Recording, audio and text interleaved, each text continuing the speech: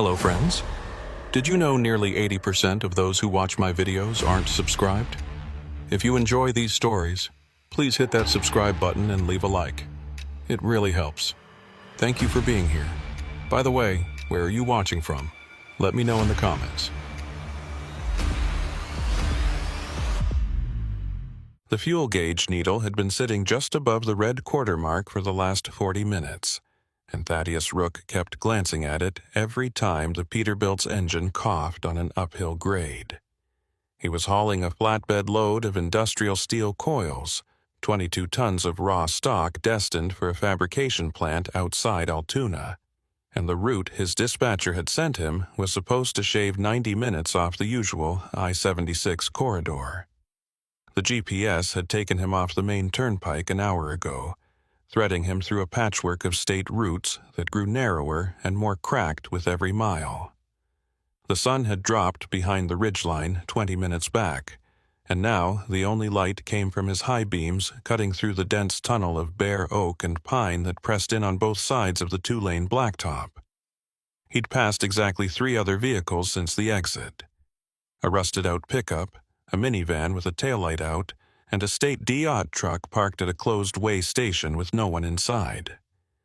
The CB radio had been silent for over an hour, except for occasional bursts of static that sounded almost like voices, but dissolved before he could make out words. Thaddeus reached for the laminated fuel card clipped to his visor and did the math again in his head. He'd topped off in Breezewood, which should have given him enough to make Altoona with a comfortable margin, but the detour had added miles he hadn't accounted for, and the grades were steeper than the map suggested. The dispatcher, a woman named Jolene, who had a habit of booking him on routes that looked good on paper but turned into nightmares on the road, had assured him there was a truck stop at the junction of Route 36 and some county road whose number he couldn't remember now. He hadn't seen a single fuel sign in the last 30 miles. The forest here was old-growth dense, the kind that swallowed sound and made even the rumble of his diesel engine feel muffled and small. He checked the odometer, another 12 miles to the junction, assuming Jolene's information was even current. The fuel gauge dipped another hairline toward red. He eased off the throttle and kept his speed at 52, watching the road for any sign of civilization. A barn light, a farmhouse porch lamp, anything, but there was only darkness and the endless flicker of tree trunks in his headlights. Then the road curved sharply to the left, and the trees opened up, and Thaddeus saw the overpass. It was a massive concrete structure, 4 lanes wide, stretching across a narrow valley and disappearing into the hills on the far side. But the strange thing was that the road beneath it, the road he was on, didn't continue under the overpass. Instead, it dead-ended at a chain-link fence topped with barbed wire, and a faded yellow sign that read, "Road closed, no through traffic." He slowed the Peterbilt to a crawl and pulled onto the gravel shoulder, letting the engine idle while he stared at the fence.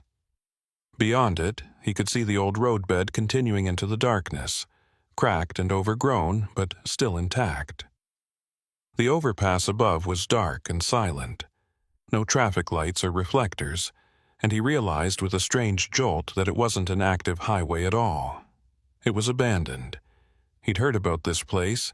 Every trucker who ran routes through central Pennsylvania had heard the stories about the old turnpike, a stretch of highway that had been decommissioned in the 60s when the state built a new alignment to bypass the mountains.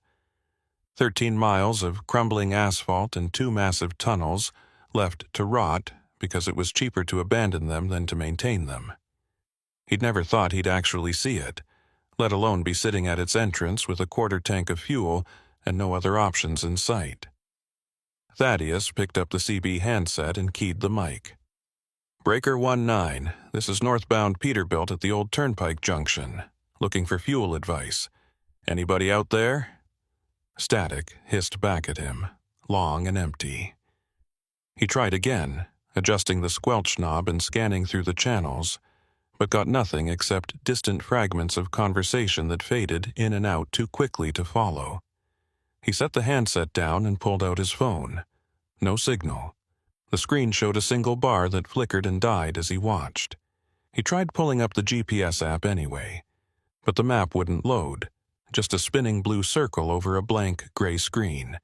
He was offline, out of range, and running out of fuel in a place that wasn't supposed to exist anymore. The smart thing to do would be to turn around and backtrack to the last town, but that was at least 20 miles behind him, and the fuel gauge said he didn't have 20 miles left. The only other option was to keep going forward on the active road and hope he hit a gas station before the tank ran dry. But the GPS had shown nothing ahead for another 30 miles, and he didn't trust Jolene's intel anymore. He looked at the chain-link fence again. It was old and sagging, the posts leaning at angles, and there was a gap near the left side where someone had peeled back the mesh and wired it loosely in place. Fresh tire tracks led through the gap, not truck tracks but car or van-sized, and continued onto the old roadbed beyond. Someone had been using this route recently, which meant it was passable, or at least passable enough for smaller vehicles. Thaddeus chewed the inside of his cheek and thought it through. If the old turnpike ran 13 miles through the mountains and came out somewhere on the other side, there was a chance, slim but real, that there might be an access road or a maintenance depot where he could find fuel or at least a phone signal to call for help. It was a gamble, but staying here wasn't an option, and backtracking might leave him stranded in the middle of nowhere. He shifted the Peterbilt into gear and eased forward, angling toward the gap in the fence. The chain link scraped along the side of the trailer with a metallic shriek that made him wince, but then he was through and rolling onto the old roadbed. The pavement cracked and buckled, but still solid enough to hold the weight. The road ahead was darker than anything he'd driven through before. The trees closed in on both sides, their branches forming a canopy overhead that blocked out even the faint starlight, and the road surface was littered with leaves and broken branches and chunks of concrete that had spalled off the edges. His headlights picked out the faded yellow center line and the rusted guardrails that lined the curves, and every so often he'd pass a milepost marker, the numbers weathered and illegible. The engine sounded louder here, echoing off the trees in a way that made him feel like he was driving through a tunnel, even though he was still in open air. He kept his speed at 30 and watched the fuel gauge, which was now sitting just above the red line, the needle trembling with every bump. The CB radio crackled again, a burst of static that almost sounded like words. Pull over, stop. But it cut out before he could respond. He grabbed the handset anyway and tried calling back, but got only silence. After 2 miles, the road began to descend into a valley, the grade steep enough that he had to downshift and let the engine brake do the work. The trees thinned out, and he could see the shape of the land opening up ahead, a wide bowl of darkness with a single structure rising out of it, the entrance to the first tunnel. Thaddeus had seen pictures of the old turnpike tunnels online, grainy photos taken by urban explorers and ghost hunters, but seeing it in person was different. The tunnel mouth was a massive arch of cut stone, 40 feet high and just as wide, with the roadway disappearing into a black void that his headlights couldn't penetrate. The walls were streaked with rust stains and water damage, and the pavement in front of the entrance was buckled and heaved where tree roots had pushed up through the cracks. There was a rusted sign bolted to the rock face above the arch. Rays Hill Tunnel, Caution. The word caution had been spray-painted over with blocky red letters that spelled closed. He brought the Peterbilt to a stop about 50 feet from the entrance and sat there with the engine idling, staring into the darkness. Every instinct told him not to go in. Tunnels were dangerous under the best circumstances: restricted airflow, poor visibility, no room to maneuver if something went wrong, and this one had been abandoned for over 60 years. There could be structural damage, cave-ins, flooded sections, or worse, but the fuel gauge was now touching the red line, and he could feel the engine starting to stumble. That subtle hesitation in the throttle response that meant the tank was pulling vapor. If he turned back now, he'd be stranded on the side of the road with no fuel and no way to call for help. If he went forward, there was at least a chance he'd make it through to the other side and find a way out. He reached up and flipped on every exterior light the truck had. Headlights, fog lamps, clearance markers, even the strobes, and then shifted into low gear and rolled forward into the tunnel. The transition from twilight to absolute darkness was instant and disorienting. The tunnel walls swallowed the light from his headlights, reflecting it back in weird angles that made it hard to judge distance or depth.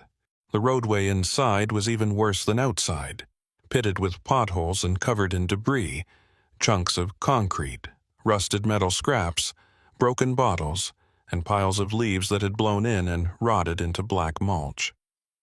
The air smelled like damp stone and diesel exhaust and something else, something organic and sour that he couldn't place. The tunnel ceiling was barely high enough to clear the top of his trailer, and he could hear the metal scraping against loose sections of rebar that hung down from the cracked concrete above. He kept his speed at 15 miles per hour and focused on keeping the truck centered in the lane, but the darkness was so complete that he felt like he was driving blind, navigating by instinct and the faint echo of the engine off the walls. Halfway through, the headlights picked out something on the road ahead. A vehicle. Thaddeus eased off the throttle and brought the Peterbilt to a crawl, his heart rate spiking. It was a van, white and windowless, parked at an angle across the lane with the rear doors open. The paint was faded and streaked with rust, and the tires were flat, but it didn't look old enough to have been sitting here for decades. He stopped the truck about 30 feet back and left the engine running, the headlights illuminating the van in harsh white light. There were no markings on the side, no company logos or license plates, and the interior of the cargo area was empty, except for a few wooden pallets and what looked like oil stains on the floor. He picked up the CB handset and tried again. Breaker 19, this is northbound Peterbilt inside Rays Hill Tunnel. If anyone's monitoring, I've got a vehicle blocking the lane. Over. Nothing but static. He considered backing out, but the tunnel was too narrow to turn around, and reversing a flatbed trailer through a mile of darkness wasn't something he wanted to attempt. The van was close enough to the right wall that he might be able to squeeze past it if he angled carefully. He shifted into gear and started forward, edging to the left and watching the clearance between his trailer and the van. The gap was tight, maybe 18 inches, but he thought he could make it. Then, as he was halfway past, the CB radio erupted in a burst of static, and a voice came through, loud and distorted. "Stop! Don't move! They're watching!" Thaddeus slammed on the brakes and the Peterbilt lurched to a halt, the trailer rocking on its suspension. He grabbed the handset and keyed the mic. "Who is this? Who's watching?" The static hissed for a few seconds, then the voice came back, clearer this time. "You're in the tunnel. You need to get out, now." The transmission cut off. He sat there with the engine idling, his hands gripping the wheel so hard his knuckles ached. The voice had sounded male, middle-aged, with an urgency that wasn't faked. But who was it? And how did they know he was in the tunnel? He glanced at the rearview mirrors, but the darkness behind him was absolute. No headlights or movement. He looked forward again, past the van, and saw something he hadn't noticed before. Tire tracks in the dust and debris on the tunnel floor, leading away from the van and deeper into the tunnel. They were fresh, made within the last day or two, and they were from multiple vehicles, cars, vans, maybe even another truck. Someone had been using this tunnel recently, and not just passing through. He thought about the gap in the fence, the tire tracks on the old roadbed, and the van with no plates. This wasn't random. This was organized. The fuel gauge was below the red line now, the needle buried in the empty zone, and the engine was starting to cough. Thaddeus made a decision. He couldn't sit here and wait for whatever was going on to come find him, and he couldn't turn back. He had to keep moving and hope he reached the far end before the tank ran dry. He shifted into gear and started forward, squeezing past the van with inches to spare. The trailer scraped against the tunnel wall with a metallic screech that echoed through the darkness, and then he was past and rolling deeper into the mountain. The headlights picked out more debris as he went. More pallets, a rusted barrel, a tarp covering something he didn't want to look at too closely. The tunnel seemed to go on forever, the walls pressing in on all sides, and then, finally, after what felt like an eternity, he saw a faint gray light ahead. The exit. He accelerated, the engine sputtering and coughing, and then he was out, bursting into open air with the night sky above and the road ahead curving away into the darkness. He didn't stop. He kept driving, the fuel gauge reading empty, the engine running on fumes and momentum, and after another half-mile he saw lights ahead. A cluster of buildings set back from the road, surrounded by a gravel lot and a chain-link fence. It looked like an old maintenance depot, long abandoned, but with a few lights still on inside one of the structures. He pulled into the lot and brought the Peterbilt to a stop near the fence, the engine finally dying with a wheeze and a shudder. He sat there in the sudden silence, his hands shaking, and stared at the building. The lights inside flickered once, then steadied. Someone was in there. The maintenance depot looked like it had been built in the 50s and left to decay ever since. Thaddeus sat in the dark cab of the Peterbilt, watching the single illuminated window on the second floor of the main building, trying to decide if walking toward that light was the smartest or stupidest thing he could do right now. The building itself was a 2-story concrete block structure with a flat roof and narrow windows, most of them boarded up or covered with steel mesh. The gravel lot around it was littered with rusted equipment, old road graders, a fuel truck with no wheels, stacks of concrete barriers overgrown with weeds. A chain-link fence surrounded the perimeter, but the gate was hanging open on one hinge, and the no trespassing signs were so faded they were barely legible. The light in the window flickered again, and Thaddeus saw a shadow move across it. A person, definitely a person, walking past the glass. His phone still had no signal, and the CB radio was dead now that the truck's battery wasn't charging it. He was stranded, out of fuel, in the middle of nowhere, with no way to call for help except to walk up to that building and hope whoever was inside wasn't the same people who'd been using the tunnel. He grabbed his flashlight from the door pocket and his tire iron from under the seat, then climbed down from the cab. The night air was cold and still, carrying the smell of wet leaves and old diesel. He left the truck unlocked.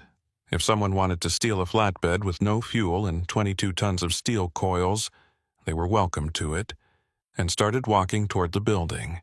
His boots crunched on the gravel, loud in the silence, and he kept the flashlight pointed at the ground to avoid announcing his arrival too obviously. As he got closer, he could see that the building's ground floor was mostly garage bays. The roll-up doors rusted shut or blocked with wooden pallets. The entrance was a steel door on the side, propped open with a cinder block, and a faint glow of light spilled out from inside. He paused at the threshold and called out, "Hello? Anyone here? I need help." His voice echoed off the concrete walls inside. No response. He stepped through the doorway into a long hallway lined with empty offices and storage rooms, the floors covered in dust and broken glass. At the far end, a metal staircase led up to the second floor where the light was coming from. Thaddeus started up the stairs, each step creaking under his weight. The tire iron held loosely at his side. The second-floor hallway was better maintained than the ground level. The dust wasn't as thick, and there were recent footprints in the grime on the floor, multiple sets leading in and out of the rooms. He followed them to the lit room at the end of the hall and stopped in the doorway. It was an office, maybe 20 by 15 feet, with a metal desk pushed against one wall and a pair of filing cabinets in the corner.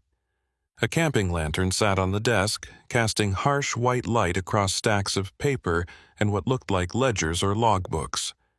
The walls were covered in maps, road maps, topographical surveys, blueprints of the tunnel system, with routes marked in colored pen and post-it notes scribbled with dates and numbers.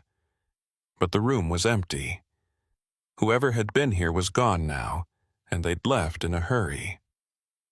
One of the desk drawers was half open, papers spilling out onto the floor, and a coffee mug was still steaming next to the lantern. He walked to the desk and looked at the papers. They were manifests, shipping documents listing cargo types, weights, pickup and delivery locations. Most of them were for standard freight, machine parts, raw materials, palletized goods. But several had handwritten notes in the margins. No way, back route only, cash on delivery. The dates ranged from 6 months ago to last week. Thaddeus picked up one of the ledgers and flipped through it. Each page was divided into columns: date, vehicle type, cargo description, entry time, exit time. The entries went back years, hundreds of them, all using the abandoned turnpike as a route. He set the ledger down and looked at the maps on the wall. Someone had marked every access point to the old highway, every gap in the fences, every side road that connected to it. The tunnels were highlighted in red, with notes about clearance heights and weight limits and blind spots, where line of sight was blocked. This wasn't just casual trespassing. This was a logistics operation, organized and deliberate, using the abandoned turnpike as an off-grid corridor to move cargo without inspection or documentation. A sound from downstairs made him freeze. Footsteps, slow and deliberate, coming up the metal staircase. Thaddeus turned toward the door and gripped the tire iron tighter. The footsteps reached the top of the stairs and stopped. Then a voice called out, deep and measured, "You're not supposed to be here." Thaddeus stayed where he was and called back, "Neither are you, I'm guessing." The footsteps resumed, coming down the hallway, and then a man appeared in the doorway. He was tall and lean, maybe 60, with a weathered face and close-cropped gray hair. He wore a dark canvas jacket with a patch on the shoulder that read Pennsylvania State Police, but the uniform underneath looked old and faded, like it hadn't been regulation in decades. His hand rested on the grip of a flashlight clipped to his belt, but he wasn't holding it like a weapon. He looked at Thaddeus, then at the tire iron, then at the papers on the desk. His expression didn't change. "You ran out of fuel," he said. It wasn't a question. Thaddeus nodded. "Came through the tunnel, saw the lights here." The man stepped into the room and looked at the maps on the wall, his jaw tightening. "You shouldn't have come through the tunnel." "Didn't have much choice," Thaddeus said. "I'm hauling a load to Altoona, and my dispatcher sent me on a route that doesn't have any fuel stops. The old turnpike was the only way through." The man turned to look at him, his eyes sharp. "Your dispatcher sent you here? What's her name?" Thaddeus hesitated, then said, "Jolene. Works out of a brokerage in Harrisburg." The man's expression didn't change, but something shifted in his posture, a subtle tension. "She sent a lot of drivers this way?" "I don't know," Thaddeus said. "This is the first time I've been routed through here. Why?" The man didn't answer. He walked to the desk and started gathering up the papers, stuffing them into a leather satchel that had been sitting on the floor. "You need to leave," he said. "Get your truck out of this lot and back onto an active road. There's a state route 3 miles north that'll take you to a fuel station." "My truck's out of fuel," Thaddeus said. "I can't drive 3 feet, let alone 3 miles." The man stopped packing and looked at him. "Then you need to call a tow." "No signal out here," Thaddeus said, holding up his phone. "And my CB's dead, that's why I came looking for help." The man stared at him for a long moment, then pulled a sat phone from his jacket pocket and handed it over. "Call a tow. Tell them you're at the old Breezewood Maintenance Depot, North Access. They'll know where that is." Thaddeus took the phone and looked at it. It was a heavy brick of a device, military grade, with a short antenna and a keypad that looked like it belonged in the 80s. "Who are you?" he asked. The man zipped up the satchel and slung it over his shoulder. "Someone who's trying to clean up a mess that should have been dealt with 30 years ago. Make the call and get out of here. Don't come back." He walked out of the room before Thaddeus could ask anything else. Thaddeus stood there for a moment, listening to the footsteps recede down the hallway and fade into silence. Then he looked at the sat phone and dialed the number for the towing service his company contracted with. It rang 4 times before a woman answered. "Pike's Recovery and Transport." Thaddeus gave her his location and explained the situation. Out of fuel, stranded at the old depot, hauling a flatbed load that needed to get to Altoona. The woman on the phone was silent for a few seconds, then said, "You're at the Breezewood Depot? North Access?" "That's what I was told," Thaddeus said. "How soon can you get someone out here?" Another pause. "We've got a unit about 40 minutes out. Driver's name is Minna Lockridge. She'll bring fuel and get you moving." "Appreciate it," Thaddeus said, and ended the call. He set the sat phone on the desk and looked around the room one last time. The maps, the ledgers, the manifests. Everything pointed to a smuggling operation, or something close to it. Cargo moving through the old turnpike without inspection, without way stations, without any official record. And that man, whoever he was, knew about it. Was trying to shut it down, maybe, or document it. Or something else entirely. Thaddeus picked up the sat phone and walked back downstairs, out into the cold night air. The gravel lot was empty now, no sign of the man or his vehicle, if he'd even had one. The Peterbilt sat where he'd left it, dark and silent. The flatbed load still chained down tight. He climbed into the cab and locked the doors, then settled in to wait for the tow truck. His hands were still shaking, and his mind kept replaying the warning he'd heard on the CB inside the tunnel. They're watching. Who was watching? The people running the smuggling operation. The man at the depot. Someone else entirely. He pulled out his own phone and tried again to get a signal, but still nothing. The screen showed 11:47 p.m., less than 2 hours since he'd entered the old turnpike, but it felt like days. He leaned back in the seat and closed his eyes, listening to the silence outside. 40 minutes later, headlights swept across the lot, and a tow truck pulled in. A big, red, Peterbilt wrecker with a fuel tank mounted on the flatbed. The driver climbed out. A woman in her 50s, compact and wiry, with short gray hair and grease-stained coveralls. She walked up to Thaddeus's door and knocked on the window. He unlocked it and she pulled it open. "You the one who called for fuel?" she asked. Her voice was rough, like she'd spent half her life breathing diesel fumes. Thaddeus nodded. "That's me. Thanks for coming out." She looked past him at the empty gauge on the dash, then at the flatbed load behind the cab. "You're lucky you didn't run dry inside the tunnel," she said. "That's a hell of a place to get stuck." "I almost did," Thaddeus said. "Saw some things in there I'm not sure I was supposed to see." The woman's expression didn't change, but her eyes flicked toward the depot building, then back to him. "Best not to talk about it," she said. "This area's got a lot of history, and not all of it's the kind you want to dig into." She went back to the wrecker and started unspooling a fuel hose. Thaddeus climbed down and helped her connect it to the Peterbilt's tank. The pump hummed to life, and diesel started flowing. "How long have you been running tows out here?" he asked. "Long enough," she said. "You're not the first driver to run out of fuel on the old turnpike, and you won't be the last.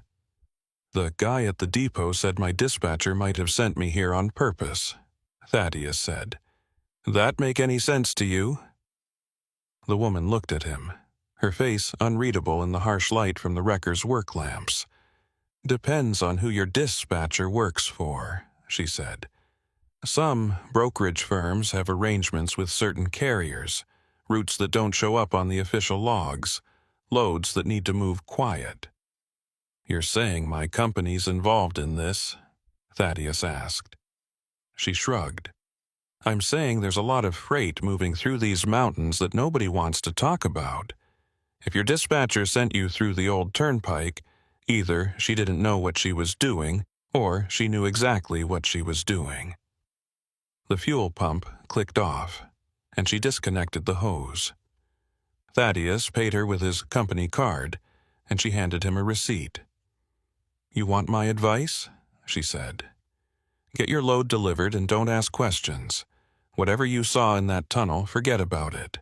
The people running this operation don't like loose ends. She climbed back into the wrecker and drove off, leaving Thaddeus alone in the lot again. He got back in the Peterbilt and started the engine, checking the gauges. Full tank, oil pressure good, no warning lights. He shifted into gear and pulled out of the lot, following the dirt access road that curved away from the depot and reconnected with the old turnpike a quarter-mile north. The road ahead was dark and empty, but he could see the glow of highway lights in the distance, the active state route, civilization, safety. He accelerated, putting the tunnel and the depot and everything he'd seen behind him. But as he drove, he couldn't shake the feeling that he was being watched, that somewhere in the darkness behind him, someone was taking note of his license plate, his truck number, his route, and that whoever they were, they'd be waiting for him the next time his dispatcher sent him through these mountains. Thaddeus made it to Altoona by dawn and dropped the steel coils at the fabrication plant without incident. The receiving clerk barely looked at him, just scanned the bill of lading and signed off on the delivery, and Thaddeus was back on the highway within 30 minutes. He should have felt relieved. The load was delivered, the truck was running fine, and he had a full tank of fuel, but instead he felt wound tight, like something was about to snap. Every mile marker he passed, every overpass he drove under, he found himself checking the mirrors for vehicles that might be following him. The CB radio stayed silent except for the usual chatter from other drivers talking about traffic and weather, but he kept the volume low and didn't join the conversations. He didn't want to draw attention. When he reached the truck stop outside Harrisburg, where his company kept a small dispatch office, he parked in the back lot and sat in the cab for 10 minutes, watching the other trucks come and go, looking for anything out of place. The dispatch office was a double-wide trailer at the edge of the lot, wedged between a Subway franchise and a diesel repair shop. Thaddeus climbed the wooden steps and pushed through the door into a cramped room that smelled like coffee and cigarette smoke.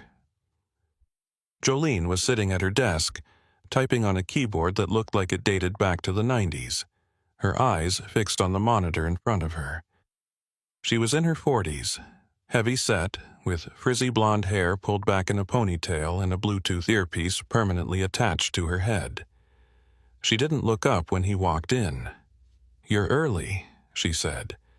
"I didn't have you clocked in until noon." Thaddeus walked to the desk and set his logbook down in front of her. "We need to talk about the route you sent me on." Jolene glanced at the logbook, then back at the monitor. "What about it? You made the delivery, didn't you?" "Yeah, I made it," Thaddeus said. "But not before I ran out of fuel and had to go through the old turnpike. The abandoned one, with the tunnels." Jolene stopped typing. Her fingers hovered over the keyboard for a moment.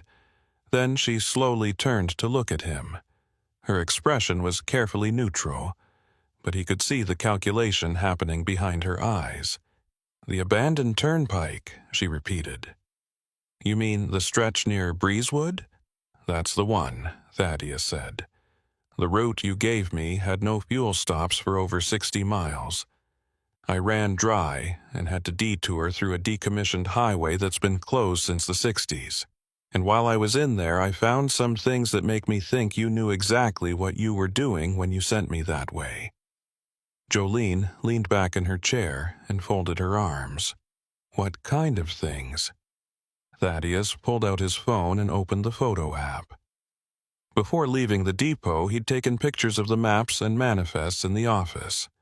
Not many, just enough to document what he'd seen. He held the phone up so Jolene could see the screen. Shipping manifests for cargo moving through the old turnpike without way station checks. Routes marked on maps showing every access point. Logs going back years with vehicle types and entry times. This is an organized operation, and someone at this company is part of it. Jolene stared at the phone for a long moment, then stood up and walked to the door. She locked it and pulled down the blinds on the windows, then came back to the desk. When she spoke, her voice was quieter, more controlled. "You shouldn't have those pictures," she said. "And you definitely shouldn't have gone into that depot." "I didn't have a choice," Thaddeus said. "I was out of fuel in the middle of nowhere. What was I supposed to do, sit on the side of the road and wait for someone to find me?" Jolene rubbed her face with both hands, then sat back down. "Listen to me very carefully," she said. "That route I sent you on was a mistake. I pulled it from an old database that hadn't been updated in years, and I didn't check the fuel stops before I dispatched you. That's on me. But the stuff you saw in that tunnel, the manifests, the maps, that's not something you want to get involved in, trust me." "Too late for that," Thaddeus said. "I'm already involved. I drove through the tunnel. I saw the van with no plates. I talked to a guy at the depot who had a state police patch on his jacket, but didn't seem like he was working in any official capacity.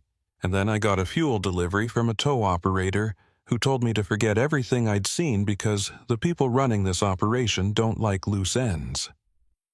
Jolene closed her eyes and exhaled slowly. When she opened them again, she looked older, more tired. "The guy with the state police patch, did he give you a name?" "No," Thaddeus said. "But the tow operator's name was Minna Lockridge. She works for Pike's Recovery and Transport." Jolene's jaw tightened at the name. "Pike," she muttered. Of course it was Pike. "You know him?" Thaddeus asked. "I know of him," Jolene said. "Algernon Pike. Used to be a state trooper assigned to the Turnpike Patrol back in the 80s and 90s. He was the one who first documented the smuggling activity on the old highway after it was decommissioned. Spent years trying to get the state to shut it down, but there were too many people with too much money invested in keeping it open. Eventually, he retired, or was forced out, depending on who you ask, and started working independent investigations. If you ran into him at that depot, it means he's still trying to build a case." Thaddeus sat down in the plastic chair across from Jolene's desk. His legs felt unsteady, like the ground had shifted under him. "So this is real," he said. "The smuggling operation. It's actually happening." "Has been for decades," Jolene said. "The old turnpike's been used as an off-grid route since the day it was closed. No way stations, no patrol, no surveillance. Perfect for moving cargo that doesn't want to be documented. Drugs, stolen goods, black market electronics, anything that needs to get from point A to point B without a paper trail. The people running it have connections in law enforcement, in state government, in freight companies like ours. They pay well, and they don't tolerate mistakes. And you're part of it," Thaddeus said. It wasn't a question. Jolene looked at him for a long moment, then nodded. "Not by choice," she said. 3 years ago, I got behind on my mortgage after my divorce. One of the company executives offered to cover my payments if I'd help route certain loads through certain areas. I didn't ask questions, I just updated the dispatch software and sent drivers where I was told to send them. I didn't know about the tunnels until later. And now you're sending drivers through there on purpose," Thaddeus said. "Not on purpose," Jolene snapped. "That route I gave you was a genuine mistake. But yes, there are loads that go through the old turnpike. Usually it's drivers who've been vetted, who know what they're hauling and where it's going. You weren't supposed to be one of them. Thaddeus thought about the manifest he'd seen, the notes scribbled in the margins. No Wikaway back route only, cash on delivery. He thought about the van in the tunnel, the tire tracks leading deeper into the mountain, the voice on the CB warning him to stop. "What happens now?" he asked. "Now you delete those pictures and forget everything you saw," Jolene said.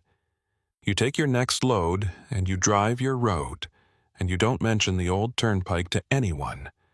Not to other drivers, not to the police, not to Pike if you see him again. Because if the people running this operation find out you're talking, they will make sure you stop talking, permanently." Thaddeus stood up and looked at the door.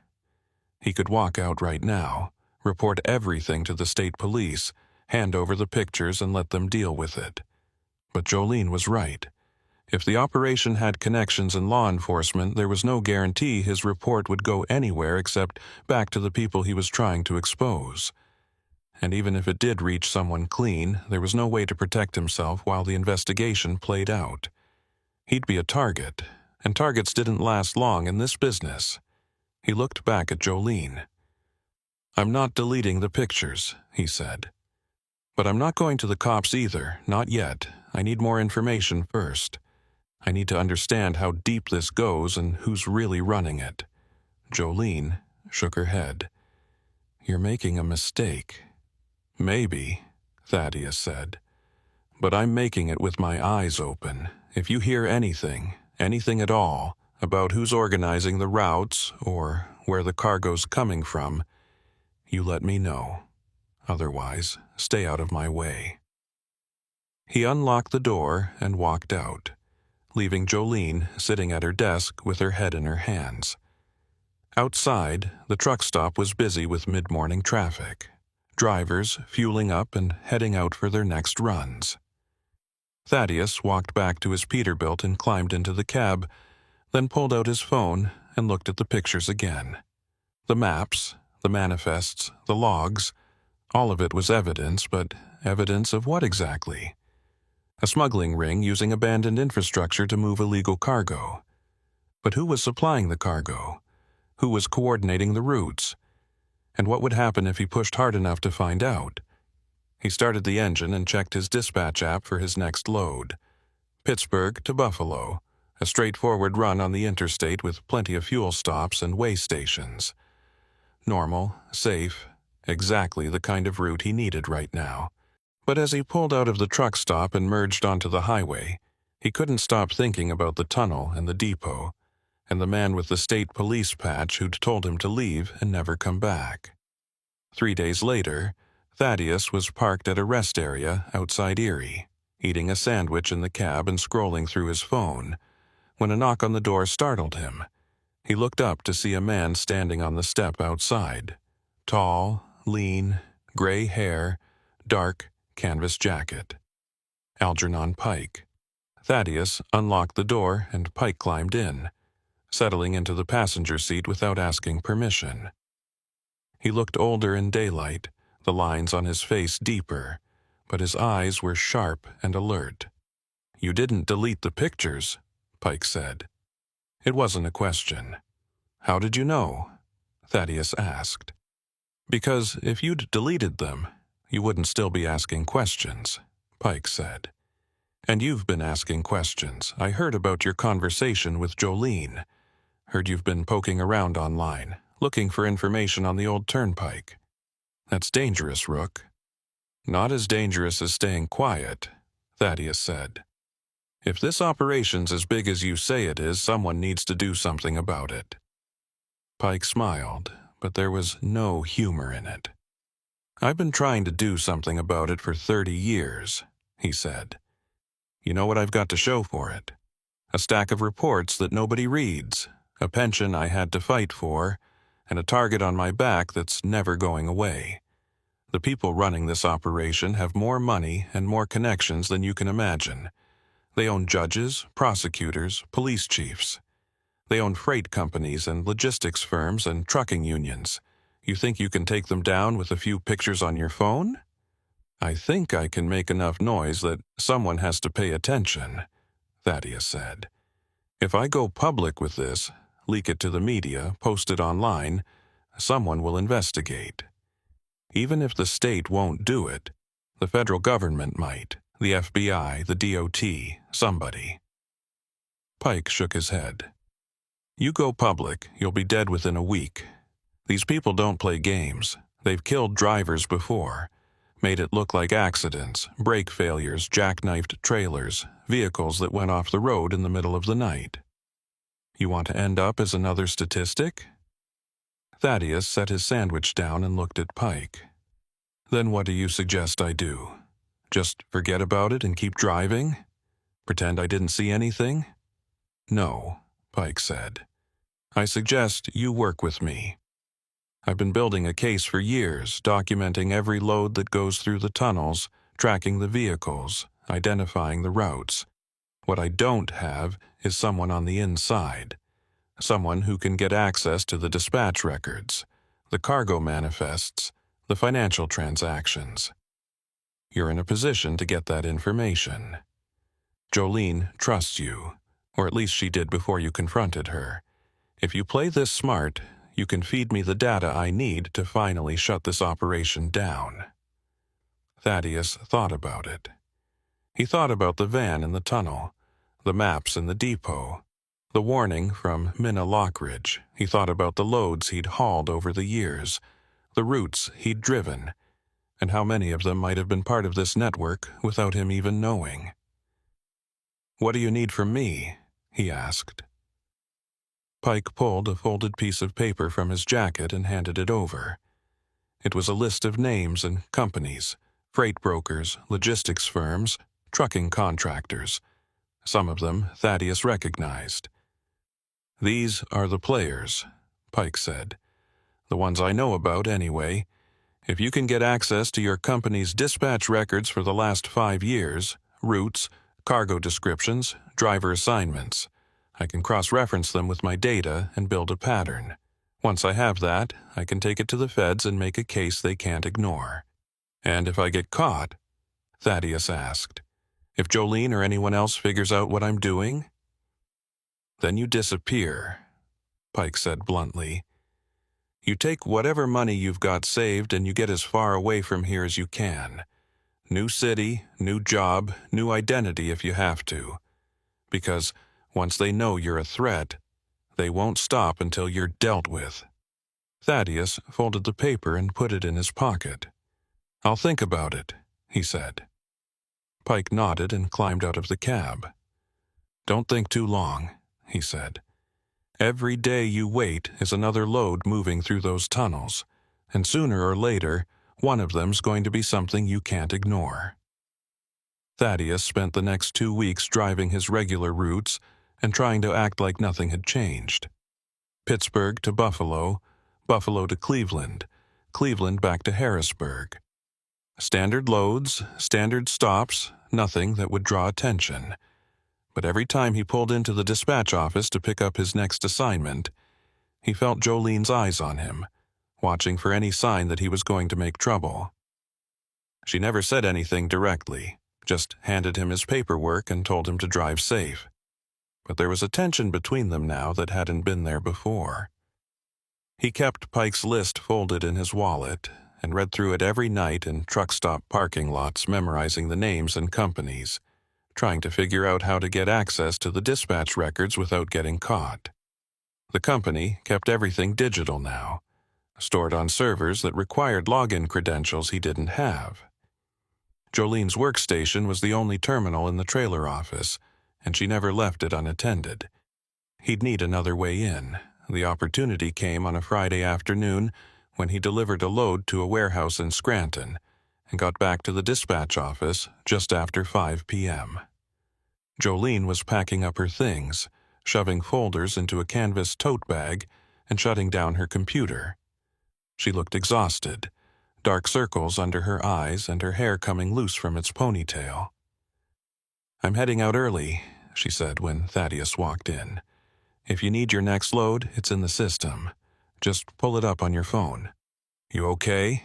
Thaddeus asked. He wasn't trying to be friendly. He genuinely wanted to know if the stress was getting to her, if she was about to crack. Jolene gave him a hard look. "I'm fine," she said. "Just need a weekend away from all this." She grabbed her tote bag and walked out, letting the door slam behind her. Thaddeus waited until he heard her car start and drive off, then walked to her desk. The computer monitor was dark, the workstation locked. He tried the obvious passwords, her name, the company name, variations of both, but none of them worked. The system was protected, and he didn't have the skills to bypass it. He was about to give up when he noticed the filing cabinet in the corner. It was old, metal, with a lock that looked like it hadn't been changed since the 80s. He pulled a multi-tool from his pocket and used the flathead screwdriver to pry at the lock mechanism. It took less than 30 seconds to pop it open. Inside were hanging folders organized by year and route number, each one stuffed with printed manifests, bills of lading, and driver logs. Thaddeus pulled out the folders for the last 5 years and spread them across the desk. Most of the documents were standard, legitimate freight moving through normal routes, everything documented and accounted for. But mixed in among them were sheets that had been printed on different paper, slightly yellowed and rough textured, with handwritten notes in the margins. He pulled one out and examined it. The manifest listed a load of machine parts being transported from a warehouse in Philadelphia to a distribution center in Columbus, but the route section had been left blank. No highway numbers, no mile markers, just a handwritten note that said BR36 and a timestamp. He pulled out another sheet. Same thing. Legitimate cargo description, legitimate origin and destination, but no documented route. Just BR36 or BR50 or BR Breeze. Backroads. The old turnpike. Thaddeus spent the next hour pulling every sheet with a handwritten route code and photographing them with his phone. He found over 200 documents spanning 5 years, all of them using the back route designations, all of them listing cargo that sounded legitimate but had no way station records attached. When he was done, he put the folders back in the cabinet, closed the lock as best he could, and left the office. His hands were shaking as he climbed into his truck and started the engine. He had what Pike needed, proof that the company was routing freight through the old turnpike on a regular basis, proof that it had been going on for years. But he also had a sick feeling in his stomach, because now he was committed. Once he handed this information over to Pike, there was no walking it back. He'd be a witness, an informant, and if the operation found out, Jolene's warning would come true. He pulled out of the lot and drove to a rest area 20 miles south, then sent Pike a text from a burner phone he'd bought at a truck stop. "I have what you need. Where do we meet?" Pike's response came 10 minutes later. "Abandoned way station, Route 220 northbound, mile marker 47. Midnight." Thaddeus checked the time. It was just past 7 p.m., which gave him 5 hours to drive the route and make sure he wasn't being followed. He merged onto the interstate and kept his speed steady, watching the mirrors for any vehicle that stayed behind him for too long. By the time he reached the way station, it was 11:45, and the highway was nearly empty. The way station had been closed for years, its scale platforms cracked and overgrown with weeds, the inspection building boarded up and covered in graffiti. Thaddeus pulled into the access road and parked near the far end, killing the lights but leaving the engine running. He sat in the darkness and waited. At midnight, a set of headlights turned into the way station and a gray pickup truck pulled up next to the Peterbilt. Algernon Pike climbed out and walked to the passenger side of the cab. Thaddeus unlocked the door and Pike got in, bringing with him the smell of cold air and old coffee. "You got the records?" Pike asked. Thaddeus handed over his phone with the photos loaded. Pike scrolled through them slowly, his expression hardening with each image. When he finished, he handed the phone back. "This is good," he said. "Better than good. This is enough to prove a pattern. If I can cross-reference these manifests with the surveillance data I've been collecting at the tunnel entrances, I can show a federal prosecutor exactly how the operation works. When the loads move, who's transporting them, where they're going. It'll be enough for warrants." "How long will that take?" Thaddeus asked. "Weeks," Pike said. "Maybe months. The feds don't move fast unless there's pressure, and even then they'll want to verify everything before they make a move. In the meantime, you need to keep your head down. Don't take any more routes through the mountains. Don't talk to Jolene about this, and for God's sake, don't go back to that tunnel." "What about the people running the operation?" Thaddeus asked. "If they figure out I took those photos, they're going to come after me." Pike looked at him for a long moment. "They might," he said. "Which is why you need to be smart. Vary your routes, don't sleep in the same place twice, and if you see anything that feels wrong, a vehicle following you, someone asking questions about your loads, you call me immediately." He handed Thaddeus a business card with a phone number written on the back. "That's my personal line. It's secure. Use it if you need help." Thaddeus took the card and put it in his wallet. What happens if the feds don't move fast enough? What happens if the operation figures out you're building a case and shuts everything down before you can get warrants? Pike smiled grimly. "Then we've lost, and they win. But at least we'll have tried." He climbed out of the truck and walked back to his pickup. Thaddeus watched him drive away, then sat alone in the darkness of the way station, listening to the distant hum of traffic on the interstate. The next week passed without incident. Thaddeus hauled loads through Ohio and Pennsylvania, avoiding any routes that took him near the mountains or the old turnpike. He checked his mirrors constantly, looking for tails, and varied his fuel stops and overnight parking spots. Nothing seemed out of place. But on Thursday afternoon, while he was unloading a shipment at a warehouse in Harrisburg, his phone buzzed with a text from an unknown number. "We need to talk. Meet me at the depot. Tonight." He stared at the message, his pulse quickening. The depot. That could only mean the Breezewood Maintenance Depot, the place where he'd first encountered Pike and found the smuggling records. He deleted the message and tried to focus on finishing the unload, but his hands were shaking and his mind was racing. Someone knew. Someone had figured out that he'd been at the depot, that he'd taken photos, that he was working with Pike. And now they wanted to meet. He could ignore the message, pretend he'd never seen it, but that would only buy him time. If they wanted to find him, they would. The question was whether he should go to the meeting and find out what they wanted, or disappear right now and hope Pike's case moved fast enough to protect him. He finished the unload and climbed back into his truck, pulling out of the warehouse lot and onto the highway. His next load wasn't scheduled until tomorrow morning, which gave him the night to decide. He drove north on Route 15, watching the sun drop behind the ridgeline, and by the time he reached the turnoff for the old turnpike access road, it was almost dark. He sat at the intersection with his turn signal blinking, the engine idling, trying to convince himself that going to the depot was the stupidest thing he could possibly do. But he couldn't stop thinking about the message. "We need to talk." Not a threat, not a warning, just a request. Maybe it was Pike, using a burner phone to avoid being tracked. Or maybe it was someone else, someone who wanted to offer him a deal or scare him into silence. Either way, he needed to know. He turned onto the access road and drove toward the depot.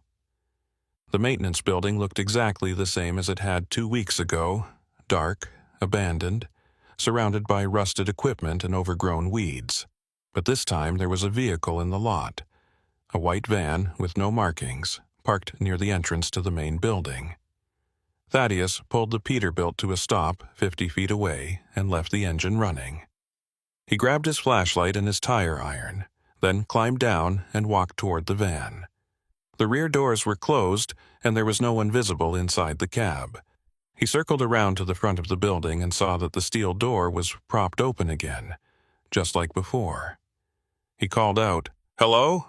Anyone here?" No response. He stepped through the doorway into the dark hallway, the flashlight beam cutting through the dust and shadows. The building was silent except for the faint sound of wind whistling through broken windows. He made his way to the staircase and started up to the second floor, each step creaking under his weight. The office at the end of the hall was lit again, the same camping lantern sitting on the desk casting harsh light across the room. But this time the walls were empty. No maps, no manifests, no documents. Everything had been stripped away. And sitting in the chair behind the desk was Minna Lockridge. The tow operator looked up when he entered, her expression unreadable. She was wearing the same grease-stained coveralls, and her short gray hair was tucked under a baseball cap. On the desk in front of her was a manila envelope, thick and sealed. "You came," she said. It wasn't a question. "You sent the text," Thaddeus said. "I figured I didn't have much choice." Minna gestured to the chair across from the desk. "Sit down, we don't have a lot of time." Thaddeus sat setting the tire iron on the floor beside him, but keeping it within reach. "What is this about?" "It's about you making a very big mistake," Minna said. "You took photos of documents that don't belong to you. You've been talking to Algernon Pike. And now you've put yourself in a position where people with a lot of money and a lot of power are paying attention to you. That's not a good place to be." "Are you here to threaten me?" Thaddeus asked. "Or to make me an offer?" Minna smiled, but there was no warmth in it. "Neither," she said. "I'm here to give you information. The kind of information that might keep you alive long enough to see how this plays out." She pushed the manila envelope across the desk. Thaddeus opened it and pulled out a stack of papers. More manifests, more route logs, but these were different from the ones he'd photographed. These documents listed cargo that wasn't machine parts or raw materials. They listed specialty freight and high-value goods with delivery locations that were warehouse addresses in cities he didn't recognize. And every single one of them had the same handwritten note in the margin. "Pike Oversight. Approved." Thaddeus looked up at Minna. "What is this?" "Proof that Algernon Pike isn't as clean as he pretends to be," Minna said. "He's been running his own side operation for years, using the same tunnels and the same routes as everyone else. The difference is that he's been documenting everyone else's activity to cover his own tracks. You think he's building a case to shut down the smuggling ring? He's building a case to eliminate his competition." Thaddeus felt the floor drop out from under him. He looked at the documents again, reading the dates and the cargo descriptions. If this was real, if Pike had been running freight through the tunnels himself, then everything he'd said, everything he'd promised, was a lie. "Why are you showing me this?" Thaddeus asked. "Because you're a loose end," Minna said. "And loose ends don't last long in this business. Pike knows you have photos of the company records. He knows you can connect him to the operation if anyone starts digging. So either he's going to use you to build his case and then make sure you disappear before you can testify, or he's going to get rid of you right now and claim you were part of the smuggling ring all along. Either way, you're not walking away from this." Thaddeus set the papers down on the desk, his hands trembling. "So what am I supposed to do?" Minna leaned back in her chair and folded her arms. "You leave, tonight. You get in your truck and you drive as far away from here as you can. You don't contact Pike, you don't go to the police, you don't try to be a hero, you just disappear. And if you're smart, you stay disappeared." Thaddeus looked at her for a long moment. And if I don't? Then you'll end up like the other drivers who ask too many questions, Minna said. There's a reason the old turnpike has a reputation, Rook. It's not just because of the tunnels or the smuggling. It's because people go in there and they don't come out. And the ones who do come out are smart enough to keep their mouths shut. She stood up and walked to the door. You've got until sunrise to make your decision. After that, I can't help you. She left, her footsteps echoing down the hallway and fading into silence. Thaddeus sat alone in the office, staring at the documents on the desk. He pulled out his phone and looked at the business card Pike had given him, the secure number written on the back. He could call right now, confront Pike, demand an explanation. But what if Minna was telling the truth? What if Pike was playing both sides? He thought about the van in the tunnel, the voice on the CB warning him to stop, the way Pike had found him so easily at the rest area. He thought about Jolene's fear, Minna's warning, and the manifests with Pike's name in the margins. He stood up and walked out of the office, down the stairs, and out into the cold night air. The white van was gone now, and his Peterbilt sat alone in the gravel lot, the engine still idling. He climbed into the cab and sat there with his hands on the wheel, staring at the dark shape of the maintenance building. He had three choices. He could run, like Minna had suggested, and spend the rest of his life looking over his shoulder. He could go to the police with everything he knew and hope they'd protect him long enough to make a case. Or he could go back into that tunnel, find out what was really being moved through there, and get proof that would force someone, anyone, to pay attention. None of the options were good, but running felt like giving up, and going to the police felt like signing his own death warrant, which left the tunnel. Thaddeus shifted the Peterbilt into gear and pulled out of the lot, heading south on the access road. He knew where the tunnel entrances were now. He'd studied the maps in Pike's office, memorized the routes and the access points. The second tunnel, Sidling Hill, was less than 5 miles from here, and according to the logs he'd seen, there was activity there almost every night. If he was going to get proof, that was where he needed to be. The road narrowed as he drove, the trees closing in on both sides, and then he saw the chain-link fence and the gap where someone had peeled back the mesh. He drove through and onto the old roadbed, the cracked pavement stretching ahead into darkness.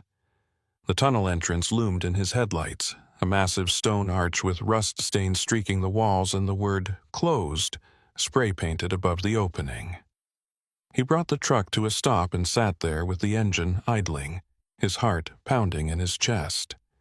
This was insane. He knew it was insane, but he also knew that if he didn't do this now, he'd never have the courage to do it later. He shifted into gear and drove into the tunnel. The darkness swallowed him immediately, the headlights barely penetrating the black void ahead.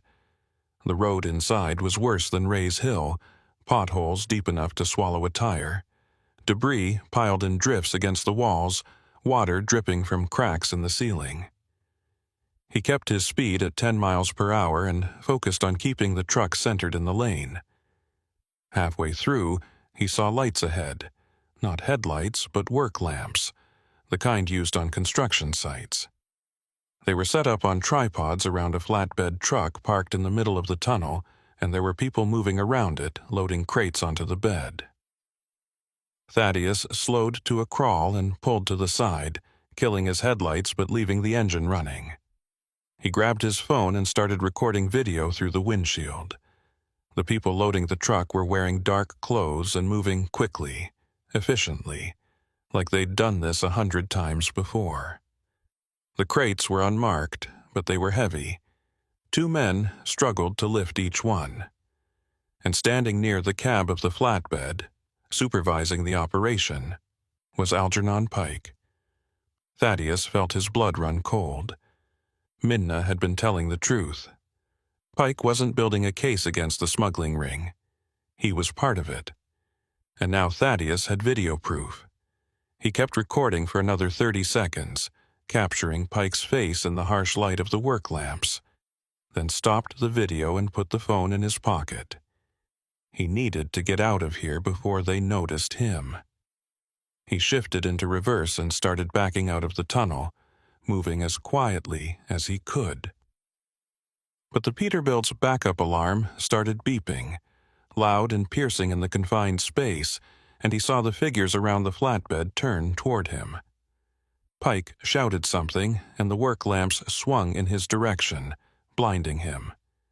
Thaddeus threw the truck into drive and hit the accelerator, the engine roaring as the tires fought for traction on the wet pavement. Behind him, he heard shouting and the sound of a vehicle starting. He didn't look back. He just drove, pushing the Peterbilt as fast as it would go through the tunnel, the walls flashing past in the headlights. He burst out of the exit and onto the open roadbed, accelerating hard, the flatbed trailer fishtailing behind him. In the rearview mirror, he saw headlights emerge from the tunnel, Pike's pickup, gaining fast. The old turnpike stretched ahead, cracked and broken, and Thaddeus pushed the truck to 60, 70, the engine screaming. He reached the gap in the fence and drove through, the chain link scraping along the trailer, and then he was on the active state route, merging into traffic. Pike's truck stayed behind him for another mile, then fell back and disappeared. Thaddeus kept driving, his hands locked on the wheel, his breath coming in ragged gasps. He didn't stop until he reached a truck stop 30 miles north, where he parked in the back lot and sat in the darkness with the engine off. His phone was still in his pocket, the video still saved. He pulled it out and watched it again, Pike's face in the work lamp light. The crates being loaded. The flatbed truck with no plates. It was proof. Real, undeniable proof. But proof of what exactly? That Pike was dirty? That the operation was bigger than anyone thought?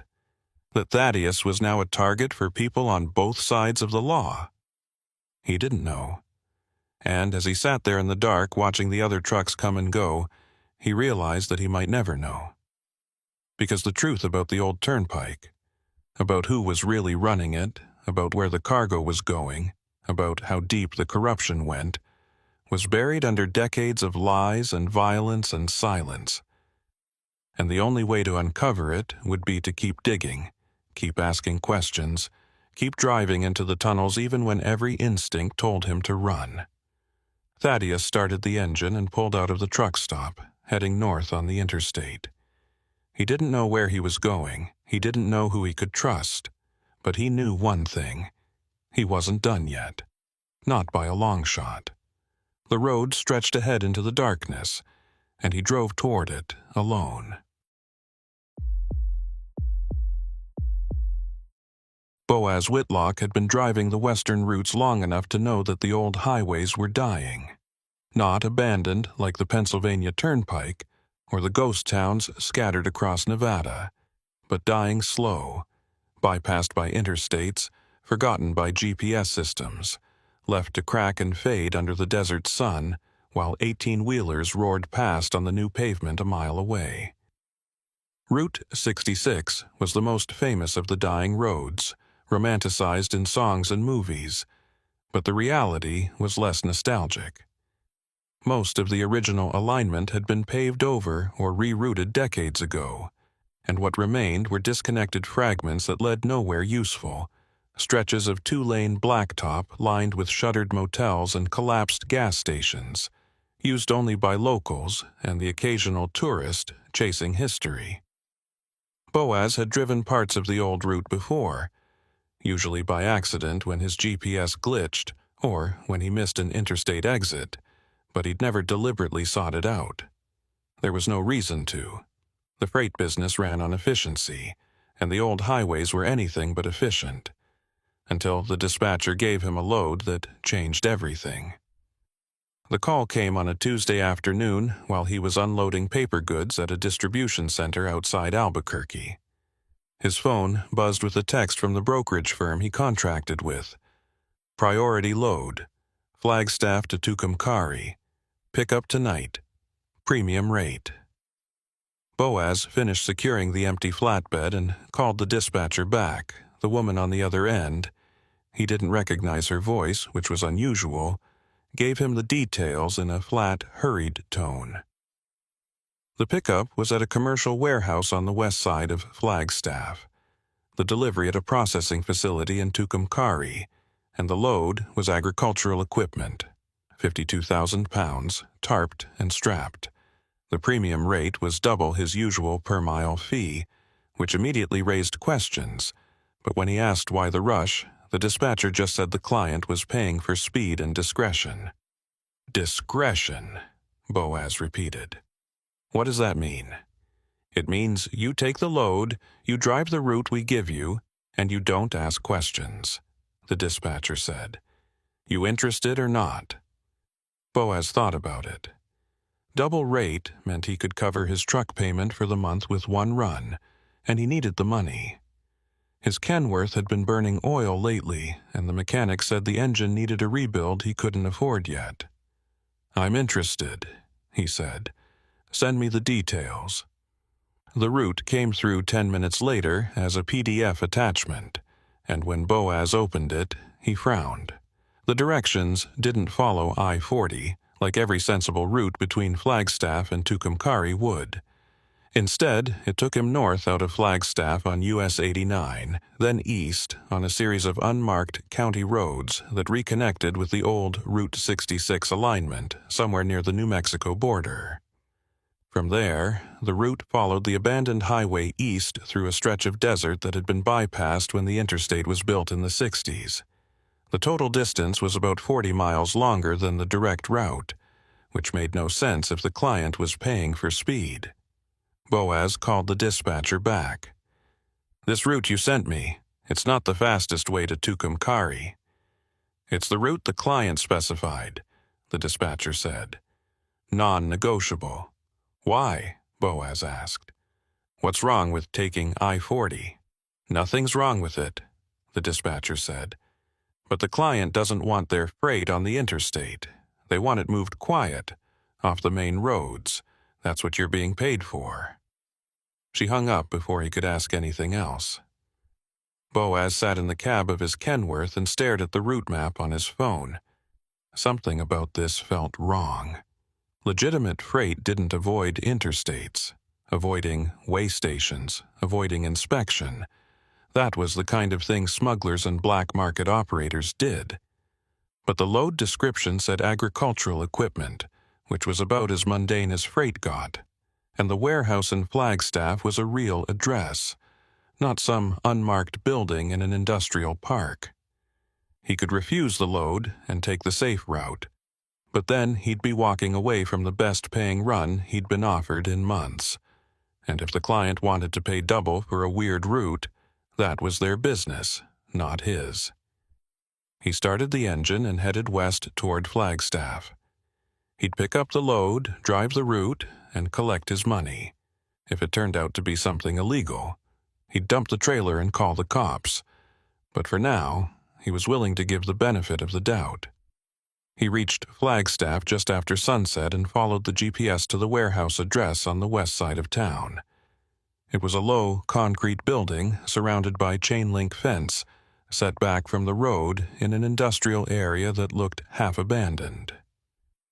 The parking lot was empty except for a single semi-trailer sitting near the loading dock, a 53-foot dry van with no company markings.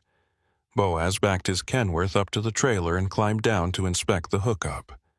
The trailer was newer than he'd expected, the paint clean and the tires in good condition, but there were no placards indicating what was inside and no dot numbers on the sides. The kingpin locked into place without issue, and he connected the airlines and electrical cable, then walked around to check the trailer doors. They were sealed with a heavy-duty padlock and a numbered tamper seal. He took a photo of the seal number with his phone, standard practice, and climbed back into the cab. The paperwork had been left on the driver's seat, a bill of lading listing the load as agricultural machinery disassembled, weight 52,000 pounds, destination Tucumcari. The shipper and receiver fields were filled in with company names he didn't recognize.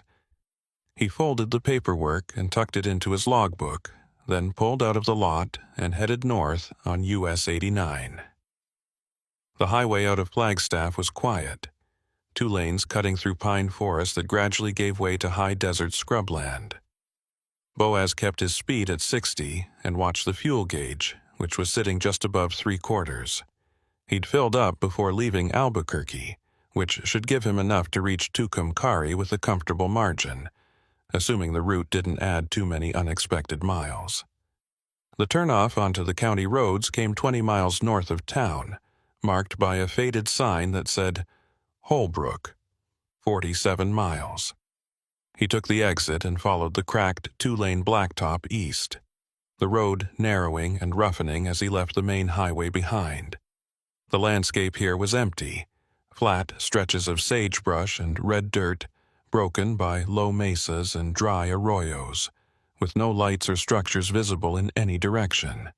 The only sign of civilization was the occasional mile marker, rusted and leaning at angles, and the faint outline of old telephone poles running parallel to the road. After 30 miles, the county road intersected with what the map labeled as Historic Route 66, though there was nothing historic about it. It was just another stretch of forgotten asphalt, cracked and patched and fading into the desert. Boaz turned onto the old route and immediately felt the difference.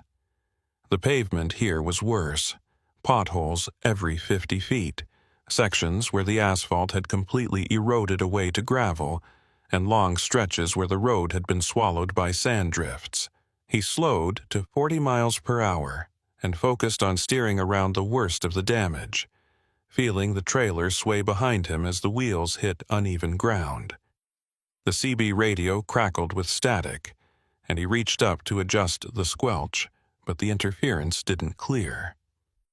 He scanned through the channels, looking for other drivers, but found only silence. This far off the interstate, there was nobody else on the road. The headlights picked out the shapes of abandoned structures as he drove. A collapsed motor lodge with its roof caved in, a gas station with empty pump islands and shattered windows, a diner whose sign had long since fallen into the dirt. Each one was marked by a faded mile marker, the numbers barely legible, mile 217, mile 221, mile 225. The markers were evenly spaced, which meant the road had been measured and maintained once, but that had been a long time ago. Then, around mile 230, Boaz noticed something strange. The mile marker was broken. Not weathered or faded, but physically shattered. The metal post snapped off at ground level and the sign lying in the dirt beside the road. He slowed the Kenworth and looked at it as he passed. The break was clean, almost deliberate, like someone had cut it with a torch or smashed it with something heavy. He kept driving, and at mile 232, he saw another broken marker. Then another at mile 234. Every marker from that point forward had been destroyed, the posts cut or bent, the signs torn down or spray-painted over. He picked up the CB handset and keyed the mic, more out of habit than expectation. Breaker 19, this is eastbound Kenworth on Old Route 66 near the New Mexico line. Anyone monitoring? Static hissed back at him. He tried again, switching channels, but got nothing. The road ahead curved to the south, following the contour of a low mesa, and as Boaz rounded the bend, his headlights caught something in the middle of the pavement. He eased off the throttle and brought the Kenworth to a crawl. It was a vehicle, another semi, parked at an angle across both lanes with its hazard lights on. Boaz stopped 50 feet back and left his engine running, the high beams illuminating the other truck. It was an older Peterbilt, a day cab with a 48-foot reefer trailer, painted white with no company logos. The driver's door was hanging open, and the cab was dark. He grabbed his flashlight and his tire iron and climbed down, his boots crunching on the broken asphalt. The air was cold and still, carrying the faint smell of diesel and something else, something metallic and sharp that he couldn't place. He walked toward the Peterbilt slowly, calling out as he approached. "Hey, anyone here? You need help?" No response. The only sound was the idle of his own engine behind him and the faint whisper of wind across the desert. He reached the open door and shined his flashlight inside. The cab was empty. The driver's seat was pushed back, and there was a jacket draped over the passenger seat, but no sign of the driver. The keys were still in the ignition and the fuel gauge showed half a tank. On the dashboard was a CB handset, dangling from its coil cord, and a half-empty bottle of water in the cup holder. Everything looked normal, except for the fact that the driver was gone. Boaz stepped back and swept his flashlight across the ground. There were tire tracks in the dirt on the shoulder, multiple sets, leading away from the Peterbilt toward the desert. He followed them with the flashlight beam and saw shapes in the darkness. Vehicles, 3 or 4 of them, parked in a cluster about 100 yards off the road. They were vans or SUVs, dark-colored with no lights. He felt his pulse quicken. This wasn't a breakdown. This was a setup. He turned and started walking back toward his Kenworth, moving quickly but trying not to run. He'd gone maybe 20 feet when the CB radio in his cab erupted with a voice, loud and distorted by static. "Get out of there! Now! Don't stop!" Boaz broke into a run. He reached the Kenworth and climbed into the cab, slamming the door and locking it. His hands were shaking as he grabbed the CB handset and keyed the mic. "Who is this? What's going on?" The voice came back, clearer this time. "You're in the wrong place. They're watching you. You need to move." "Who's watching?" Boaz demanded. "Who are you?" But the transmission cut off, replaced by static. Boaz looked in his side mirrors. The shapes in the desert were still there, but now he could see movement. Flashlight beams, people walking toward the road. He shifted the Kenworth into gear and started forward, angling to the left to squeeze past the abandoned Peterbilt. The gap was tight, maybe 2 feet on each side, and he had to fold in his mirrors to avoid clipping them on the other truck's trailer. The Kenworth scraped along the side of the Peterbilt with a metallic screech, and then he was past, accelerating hard. In the rearview mirror, he saw the flashlight beams converge on the road behind him, and then headlights flared to life. The vehicles in the desert were moving, pulling onto the road and following him. Boaz pushed the Kenworth up to 50, then 60, the trailer bouncing over the broken pavement. The headlights behind him were gaining, 3 sets now, staying close. He grabbed the CB handset again and tried calling for help, but the radio was dead, just static and interference. His phone showed no signal. He was alone on a forgotten highway in the middle of the desert, being chased by people he couldn't identify, hauling a load he didn't understand. The road ahead curved sharply to the right, and Boaz downshifted and took the turn wide, feeling the trailer slide on the loose gravel. The headlights behind him stayed close, and he could see now that they were SUVs, big ones, with light bars on the roofs. They weren't trying to run him off the road. They were just following, keeping pace, like they were herding him somewhere. He thought about the route the dispatcher had given him, the specific roads and turns, and realized with a sickening clarity that he'd been sent here on purpose. The load, the premium rate, the off-interstate route. It was all part of something bigger, something he'd walked into without knowing. The question was whether he could get out before it was too late. The mile markers continued to flash past in his headlights. Mile 240, mile 245, mile 250, each one broken or missing, the road getting worse with every mile.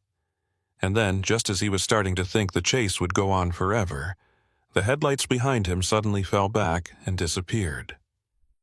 Boaz kept driving, watching the mirrors, but the road behind him was dark. They were gone. He didn't slow down.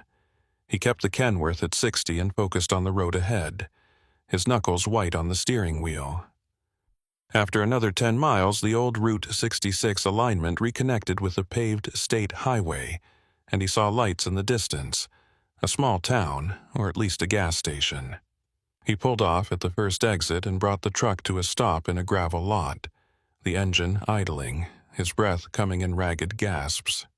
He sat there for a long time, staring at the empty road, trying to make sense of what had just happened. The CB radio crackled again, and the same voice came through, calm and measured. "You made it." "Good. Now listen carefully. Don't open that trailer. Don't stop anywhere until you reach Tucumcari. And don't talk to anyone about what you saw tonight. If you do, they'll come for you. And next time they won't just follow." The transmission ended. Boaz sat in the darkness, alone, with a 52,000-pound load he didn't dare inspect, and a route that was supposed to take him deeper into the desert. And somewhere behind him, on a stretch of broken highway that didn't exist on any current map, people were waiting for the next truck to come through. Boaz stayed in that gravel lot for 20 minutes, watching the empty highway and trying to decide if he should call the police. Every instinct told him that whatever was in the trailer behind him wasn't agricultural equipment, and if he delivered it to Tucumcari, he'd be complicit in something illegal. But the voice on the CB had been clear: "Don't talk to anyone, or they'll come for you." And the way those SUVs had followed him, coordinated and deliberate, suggested an organization with resources and reach. If he called the cops now, would they even believe him? He had no proof of the chase except his own word, and the trailer was still sealed with the tamper-evident lock. Breaking that seal without authorization would void his insurance and likely get him fired from the brokerage contract. He could drive to the nearest truck scale and request an inspection, but if the load turned out to be legitimate, he'd look paranoid and unreliable. And if it wasn't legitimate, the people who'd been following him would know he'd talked. Either way, he was trapped. He pulled out his phone and opened the navigation app, checking the route to Tucumcari. It was another 120 miles, most of it on state highways that reconnected with I-40 near Santa Rosa. He could take that road, stay on paved roads with traffic and lights, and deliver the load without incident.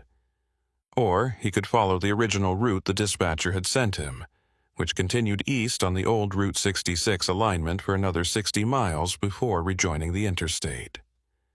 The safe choice was obvious, but something about the way the voice on the CB had emphasized "don't stop anywhere until you reach Tucumcari" made him think the route mattered.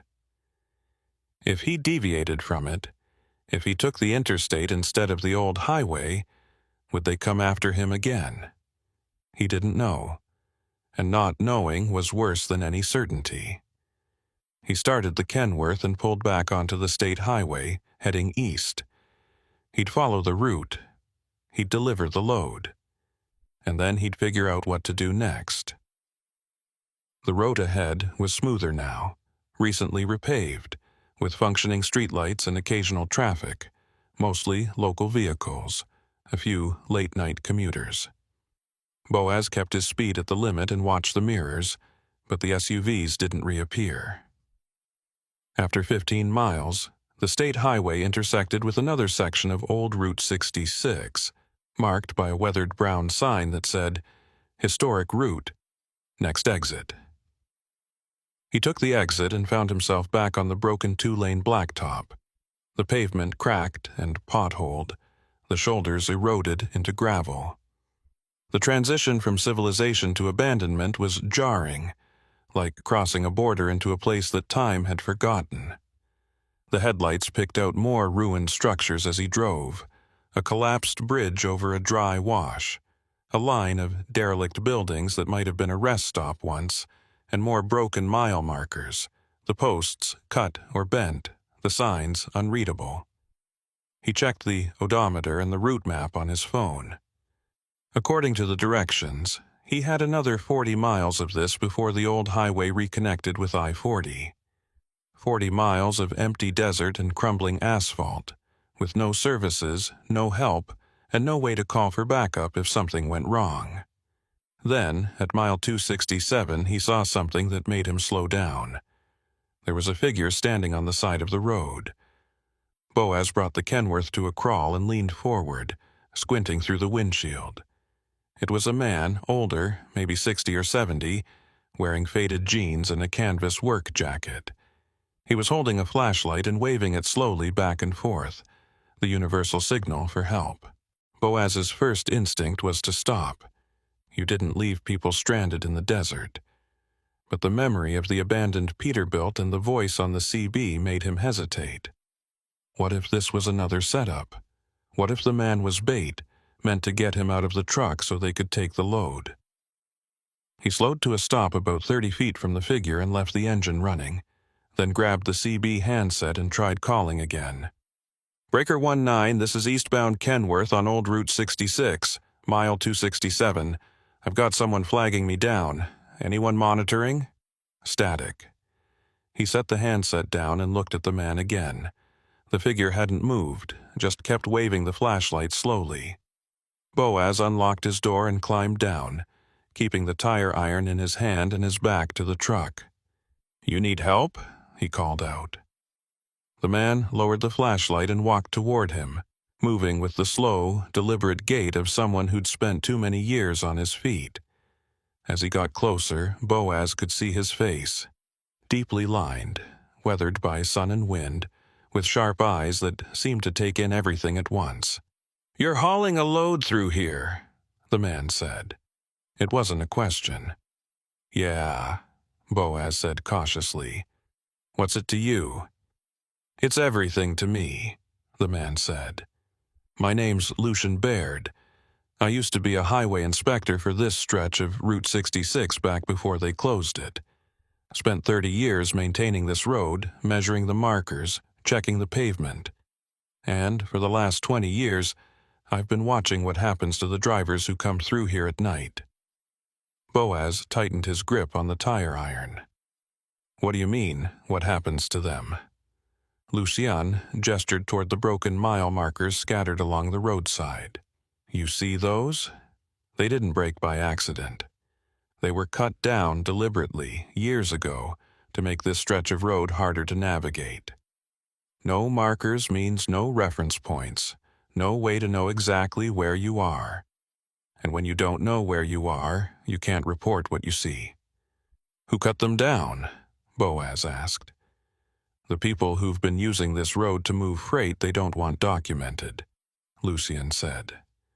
"Drugs, weapons, stolen goods, anything that needs to get from Arizona to Texas without going through a weigh station or an inspection checkpoint. They started using the old Route 66 alignment about 15 years ago, right after the state officially decommissioned it. At first, it was just a few loads a month, but now it's dozens, maybe more. I've been documenting it, taking photos, recording license plates, but nobody listens. The state says it's not their jurisdiction anymore, and the feds say they don't have the resources to patrol a decommissioned highway." He pulled a folded piece of paper from his jacket and handed it to Boaz. "That's a list of every trailer I've seen come through here in the last 6 months. Company names, plate numbers, cargo descriptions when I could get them. You're the 43rd this month." Boaz unfolded the paper and scanned it. The list was handwritten in neat, precise script, with dates and times and vehicle descriptions. Some of the entries had notes in the margins. No DOT markings, tamper seal removed, followed by escort vehicles.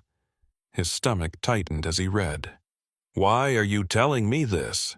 Boaz asked. "Because you're different," Lucian said. "Most of the drivers who come through here are part of the operation. They know what they're hauling and they know where it's going. But you stopped. You looked at that abandoned truck back at mile 230, and you ran when they started following you. That tells me you're not one of them, which means you're in danger." "What kind of danger?" Boaz asked. Lucian looked back down the road, toward the darkness where the SUVs had disappeared.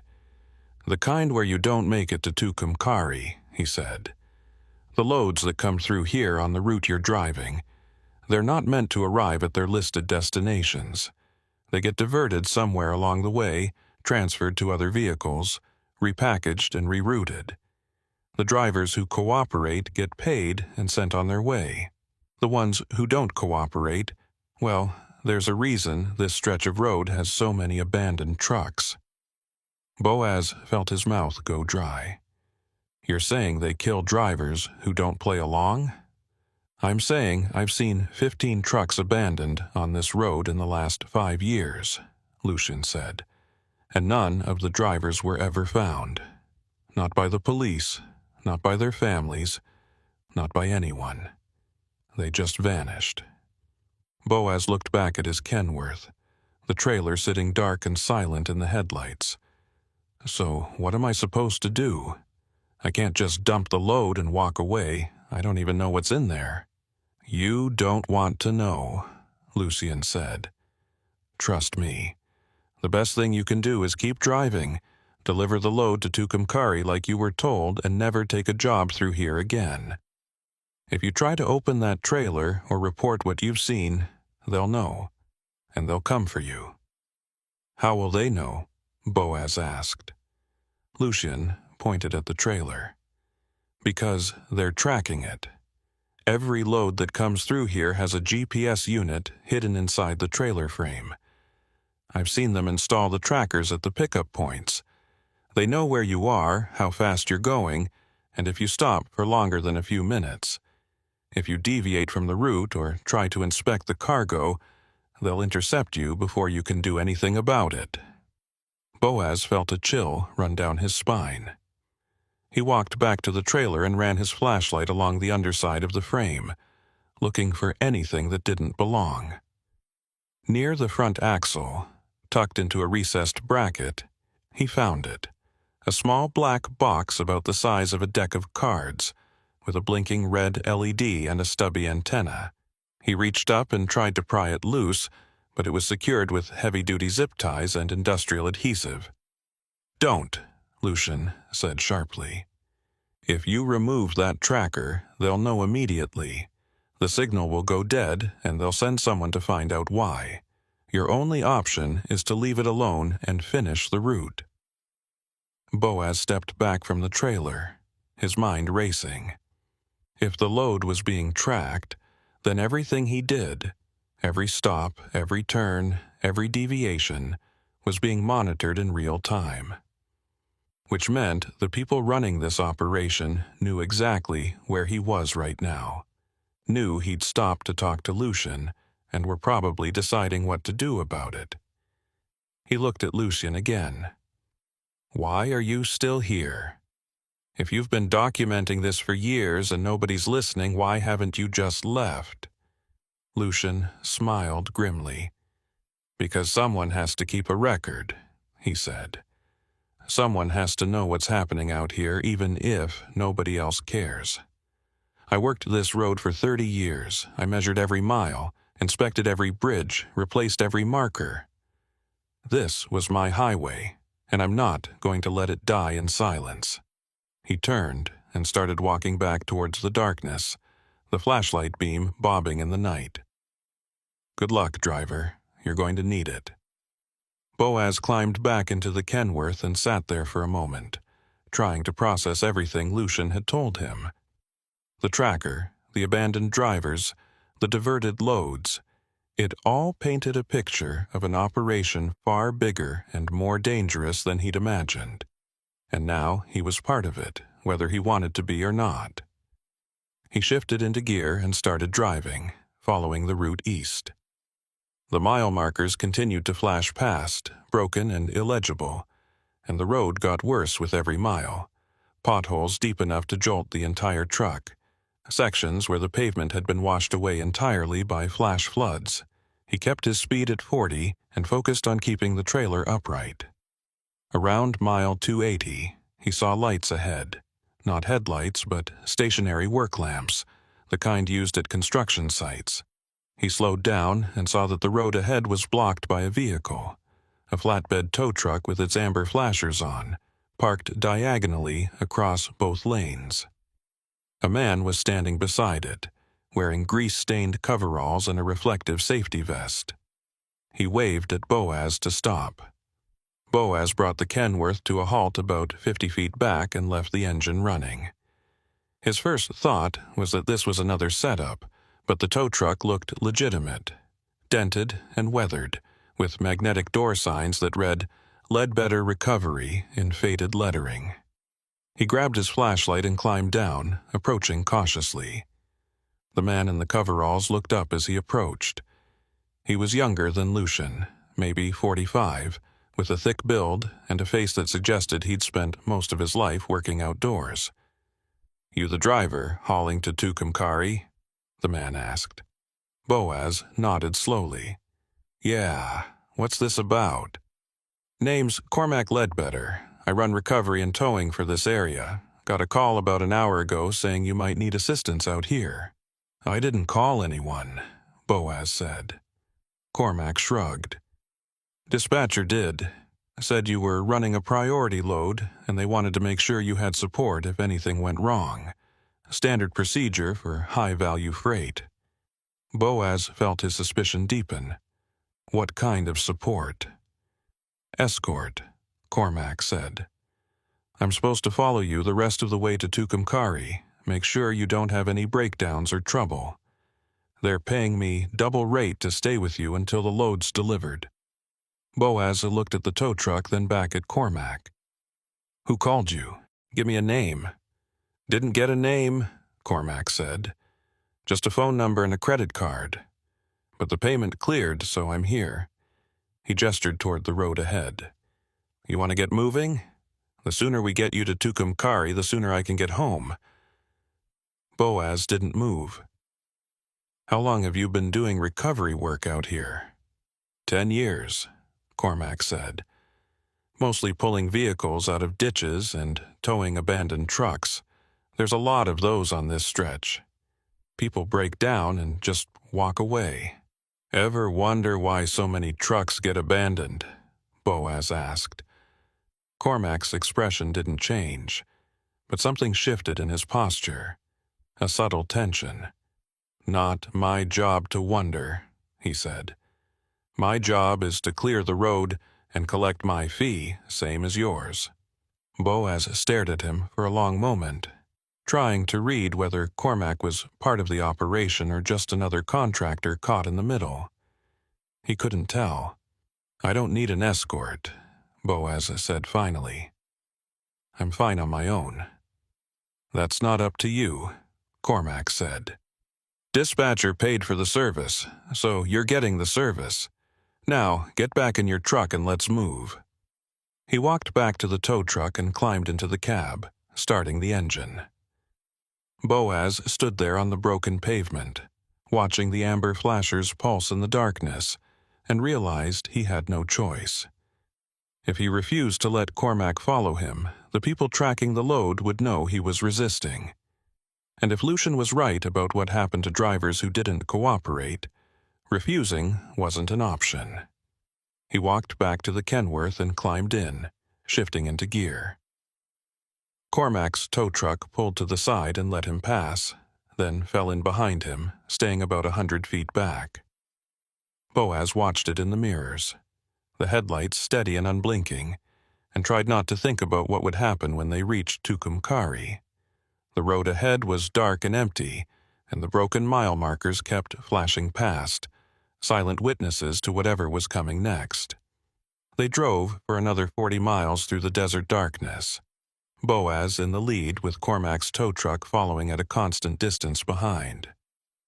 The road conditions deteriorated further as they went. Long sections where the asphalt had been completely scoured away by wind and flash floods, leaving only gravel and hard-packed dirt that sent vibrations rattling through the entire truck. Boaz kept his speed at 35 and watched the fuel gauge, which was now sitting at half a tank. He'd burned more fuel than expected navigating the rough terrain, but he still had enough to reach Tucumcari with a margin to spare. The trailer behind him felt heavier than the paperwork claimed, the way it pulled on the corners and resisted braking, and he found himself wondering again what was actually inside. Agricultural equipment shouldn't feel this dense. Machinery had weight, but it was distributed across the bed of the trailer in a way that balanced naturally. This load felt concentrated, like solid mass rather than assembled parts. He thought about the GPS tracker Lucian had shown him and wondered if there were cameras too, hidden in the trailer or mounted on the exterior, watching everything he did. Around mile 305, the old Route 66 alignment finally reconnected with I-40, merging onto a modern on-ramp that looked absurdly out of place after hours of crumbling pavement. Boaz accelerated onto the interstate and felt the Kenworth settle into a smooth, steady rhythm for the first time since leaving Flagstaff. The contrast was jarring. 4 lanes of perfect asphalt, evenly spaced reflectors, overhead lights at every interchange. Civilization. He glanced in the mirror and saw Cormac's tow truck merge behind him, maintaining the same 100-foot following distance. Now that they were on the interstate, other vehicles appeared. A few late-night commuters, a couple of long-haul truckers running night shifts. Boaz picked up the CB handset and scanned through the channels, listening to the normal chatter. Drivers talking about traffic conditions, rest stop locations, fuel prices. It all sounded impossibly mundane compared to what he'd just experienced. He keyed the mic and tried calling out, "Breaker 19. This is eastbound Kenworth at mile marker 12 on I-40. Anyone running east toward Tucumcari?" A voice crackled back almost immediately. "Roger that, eastbound Kenworth. This is westbound Pete at mile marker 37. Roads are clear all the way to Santa Rosa. Safe travels." The simple normalcy of the exchange made Boaz's throat tighten. He drove another 30 miles on the interstate before his phone buzzed with a text message. He glanced at the screen and saw it was from an unknown number. Exit 333. Follow service road north. Delivery location changed. Boaz felt his stomach drop. He looked at the original route paperwork clipped to his visor. The destination was still listed as Tucumcari, another 40 miles east on I-40. But now someone was telling him to exit early and take a service road. He thought about Lucian's warning, about loads getting diverted and transferred to other vehicles, about drivers who disappeared. This was it. This was where they took the cargo and decided what to do with him. He could ignore the text, stay on the interstate, and drive straight to the original destination. But if the people tracking the load wanted him to exit at 333, they'd know the moment he passed it. And Cormac was still following behind him, close enough to block him in if he tried to run. He was boxed in, monitored, and out of options. He signaled for the exit and took the off-ramp, Cormac's tow truck following without hesitation. The service road was narrow and poorly lit, running parallel to the interstate for about a mile before branching north into open desert. Boaz followed it, watching the odometer tick upward, until his headlights picked out a cluster of buildings ahead, a small industrial complex surrounded by chain-link fence with a gravel lot and a loading dock. There were no signs indicating what the facility was, just a number painted on the side of the main building, 333, the same as the exit number. Boaz pulled into the lot and brought the Kenworth to a stop near the loading dock, leaving the engine running. Cormac's tow truck parked beside him, and the driver climbed out, walking over to Boaz's cab. Boaz rolled down his window. "This isn't Tucumcari," he said. "No," Cormac agreed. "It's not, but this is where the load goes." "My paperwork says Tucumcari," Boaz said. "Paperwork changes," Cormac said. "You'll get new documents once the transfer is complete." "What transfer?" Boaz demanded. Cormac gestured toward the loading dock where a roll-up door was opening, revealing the lit interior of a warehouse. "Just back your trailer up to the dock and let them unload. You'll be back on the road in an hour." Boaz looked at the warehouse, then back at Cormac. What if I refuse? Cormac's expression hardened. Then you don't get paid, and you don't get to leave. Your choice. Boaz sat there for a moment, weighing his options. He could try to drive away, but Cormac's tow truck was positioned to block the exit, and there were probably other vehicles nearby waiting. He could call the police, but his phone still showed only one bar of signal, and by the time anyone arrived, the transfer would be complete, and he'd be left trying to explain why he'd deviated from his original route. The smart thing, the safe thing, was to do what Cormac said. Back the trailer to the dock, let them unload whatever was inside, and get out of here. He could always report it later, after he was clear. But something about that felt wrong, like cooperating made him complicit in whatever this was. He shifted the Kenworth into reverse and backed the trailer up to the loading dock, the backup alarm beeping in the quiet night. The dock workers appeared almost immediately, 4 men in dark coveralls, moving with practiced efficiency. They broke the tamper seal on the trailer doors and swung them open, then started unloading the cargo with an electric pallet jack. Boaz climbed down from the cab and walked to the back of the trailer, trying to get a look at what they were unloading. The men blocked his view, but he could see enough to know it wasn't agricultural equipment. The crates were wooden, unmarked, about 4 feet on each side. They were heavy. The pallet jack struggled with each one, the electric motor whining. The men worked in silence, not speaking to each other or acknowledging Boaz's presence. Within 20 minutes, they'd unloaded 30 crates and stacked them inside the warehouse. When the trailer was empty, one of the men walked over and handed Boaz a clipboard with new paperwork. A revised bill of lading listing the cargo as industrial components, and the delivery location as Facility 333. The weight was listed as 52,000 pounds, same as before, but the shipper and receiver fields were blank. "Sign here," the man said, pointing to a line at the bottom of the form. Boaz took the clipboard, but didn't sign. "What was in those crates?" "Not your concern," the man said. "You delivered the load. Now sign the paperwork so you can get paid and leave." Boaz looked at the form again. If he signed it, he'd be acknowledging that he'd delivered the cargo to this location, which would create a paper trail linking him to whatever illegal operation was happening here. But if he didn't sign, he wouldn't get paid, and he'd still be stuck in the middle of nowhere with no way out. He signed the form and handed it back. The man tore off the bottom copy and gave it to Boaz, then walked back into the warehouse. The roll-up door started closing, the metal slats rattling as they descended.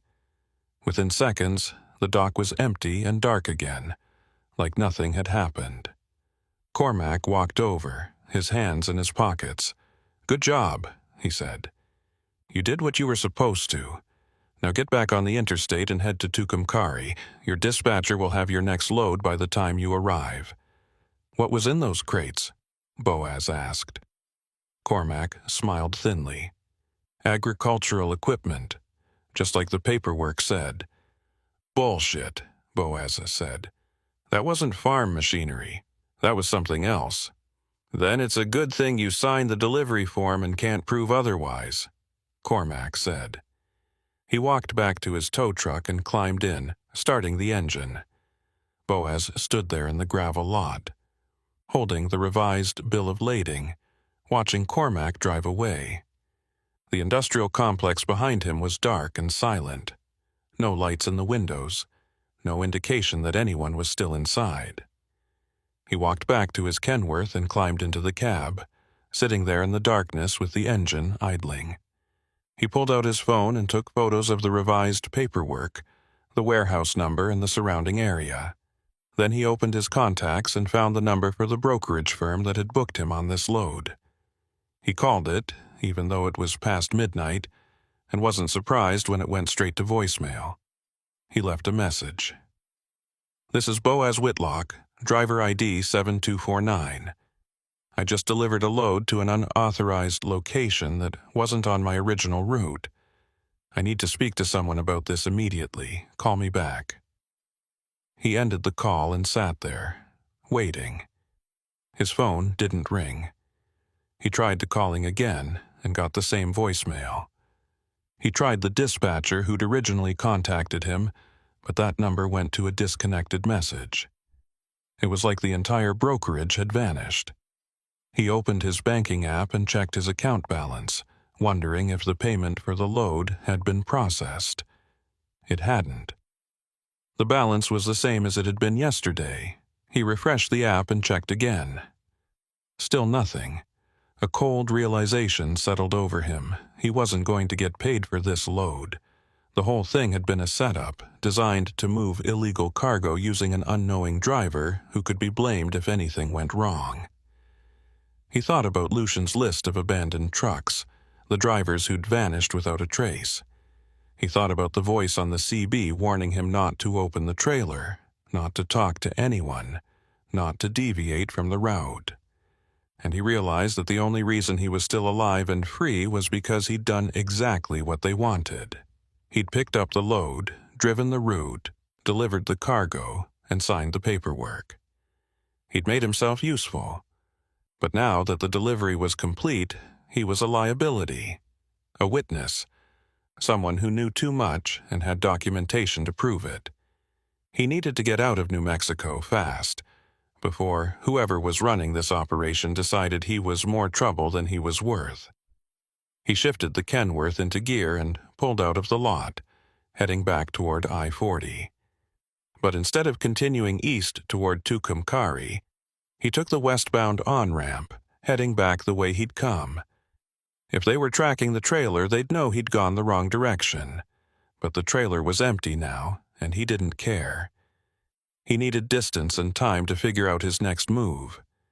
He drove west for 30 miles, scanning the mirrors for any sign of pursuit, then took an exit into a small town called Moriarty and pulled into a truck stop. He parked in the back corner of the lot, away from the fuel pumps and the other trucks, and killed the engine. His hands were shaking as he pulled out his phone and started searching for information about the industrial complex at exit 333. He found nothing. No business listings, no property records, no mention of Facility 333 anywhere online. It was a ghost location, operating off the grid. He tried searching for the brokerage firm that had hired him for the load, and found only a basic website with no contact information beyond a generic email address. No physical address, no staff directory, no history. A shell company, probably created just for this operation. He opened his photos and looked at the images he'd taken, the revised bill of lading, the warehouse, the unmarked crates. It was evidence, but evidence of what? Without knowing what was in the crates, he couldn't prove anything illegal had happened. And if he went to the police, they'd want to know why he'd driven off route, why he'd delivered to an unauthorized location, why he'd signed paperwork acknowledging the delivery. He'd look complicit, maybe even guilty. He was about to put the phone away when it buzzed with a new text message. Unknown number again. The message was short. You went west. Wrong choice. Turn around. Boaz stared at the screen, his pulse quickening. They were still tracking him. Even with the trailer empty, even this far from the delivery site, they knew exactly where he was. He looked out the window at the empty parking lot, the dark shapes of other trucks scattered across the pavement, the distant glow of the truck stop's fluorescent lights. Was someone out there watching him right now? He grabbed his tire iron and climbed down from the cab, walking quickly toward the truck stop building. Inside, the place was nearly empty. A clerk behind the counter, a couple of drivers eating at the diner, a janitor mopping the floor. Boaz went to the restroom and splashed cold water on his face, trying to calm down and think clearly. He couldn't keep running. Eventually, he'd run out of fuel or money, or both, and they'd find him. His only option was to go to the authorities with what he knew and hope they'd protect him long enough to make a case. But who could he trust? Local police might be on the take, and federal agencies would want concrete proof before they'd act. He dried his face and walked back outside, heading toward his truck. That's when he saw the vehicle parked next to his Kenworth, a dark SUV with tinted windows, engine running. The same kind of vehicle that had chased him on the old Route 66. Boaz froze, his hand tightening on the tire iron. The driver's door of the SUV opened and a man stepped out. Tall, broad-shouldered, wearing a black jacket and jeans. He didn't look threatening, didn't make any aggressive moves, just stood there with his hands visible. "Boaz Whitlock," the man called out. Boaz didn't answer. The man walked closer, stopping about 10 feet away. "My name's Lucian Baird. We met earlier tonight, out on the old highway. I need to talk to you." Boaz squinted at him in the dim light. It was the same man, the retired highway inspector who'd flagged him down at mile 267. "How did you find me?" Boaz asked. "Same way they did," Lucian said, gesturing toward Boaz's phone. "You've been calling numbers, searching online, leaving a digital trail. I've been monitoring the operations communications network for years. When I saw you break pattern and head west instead of continuing to Tucumcari, I knew you were in trouble." "You said I should deliver the load and never come back," Boaz said. "Why are you here now?" "Because things have changed," Lucian said. "The cargo you delivered tonight wasn't just drugs or weapons. It was something bigger, something the feds have been trying to track for months. And you just became the only witness who can connect that cargo to the facility at exit 3D3, which means you're in more danger now than you were before." Boaz felt his stomach twist. What was in those crates? Lucian looked around the parking lot, checking for anyone watching, then stepped closer and lowered his voice. "Stolen military hardware, night vision equipment, encrypted communications gear, possibly explosives. The kind of stuff that gets sold to foreign buyers or domestic extremist groups. The people running this operation have been moving it through the old Route 66 corridor for years, using unknowing drivers like you to transport it without attracting attention. But tonight's delivery was supposed to be the last one before they shut down the route and moved the operation somewhere else. You were supposed to be a loose end that got tied up quietly." "So why am I still alive?" Boaz asked. "Because killing a driver on the side of the road attracts attention," Lucian said. "They prefer to make it look like accidents, brake failures, jackknifed trailers, drivers who fall asleep and go off the road. It takes time to set up. Time you don't have unless you disappear right now." "Where am I supposed to go?" Boaz asked. "Anywhere but here," Lucian said. "Ditch the truck, take your personal vehicle if you have one, and get as far from New Mexico as you can. I can give you contact information for a federal agent who's been investigating this operation. She's clean, and she'll protect you if you agree to testify, but you have to move now. They're already looking for you, and it won't take them long to figure out where you stopped." Boaz looked at his Kenworth, then back at Lucian. "I can't just abandon my truck. That's my livelihood." "Your truck or your life," Lucian said flatly. "Choose." Boaz stood there in the cold night air, weighing the impossible decision, knowing that either way, nothing would ever be the same.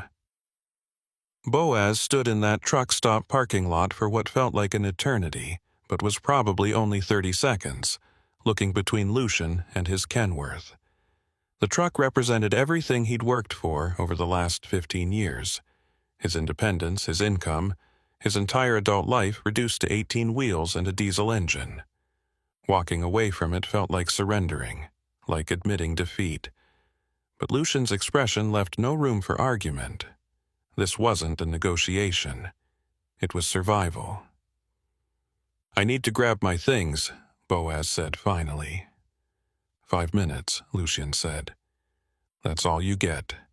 They're monitoring the truck stop cameras by now. They know you're here, and they're trying to figure out if you're alone or if you're talking to someone. Every second you stay makes it worse." Boaz nodded and walked quickly to his Kenworth, climbing into the cab one last time. He grabbed his duffel bag from behind the seat and started stuffing it with essentials: wallet, phone charger, his logbook, a change of clothes. He hesitated over the CB radio handset, then unclipped it and shoved it in the bag too. Evidence, maybe, if he ever got the chance to tell someone what had happened. He climbed down and locked the cab, then stood there with his hand on the door handle, looking at the trailer one last time. Empty now, but still carrying the weight of what it had transported.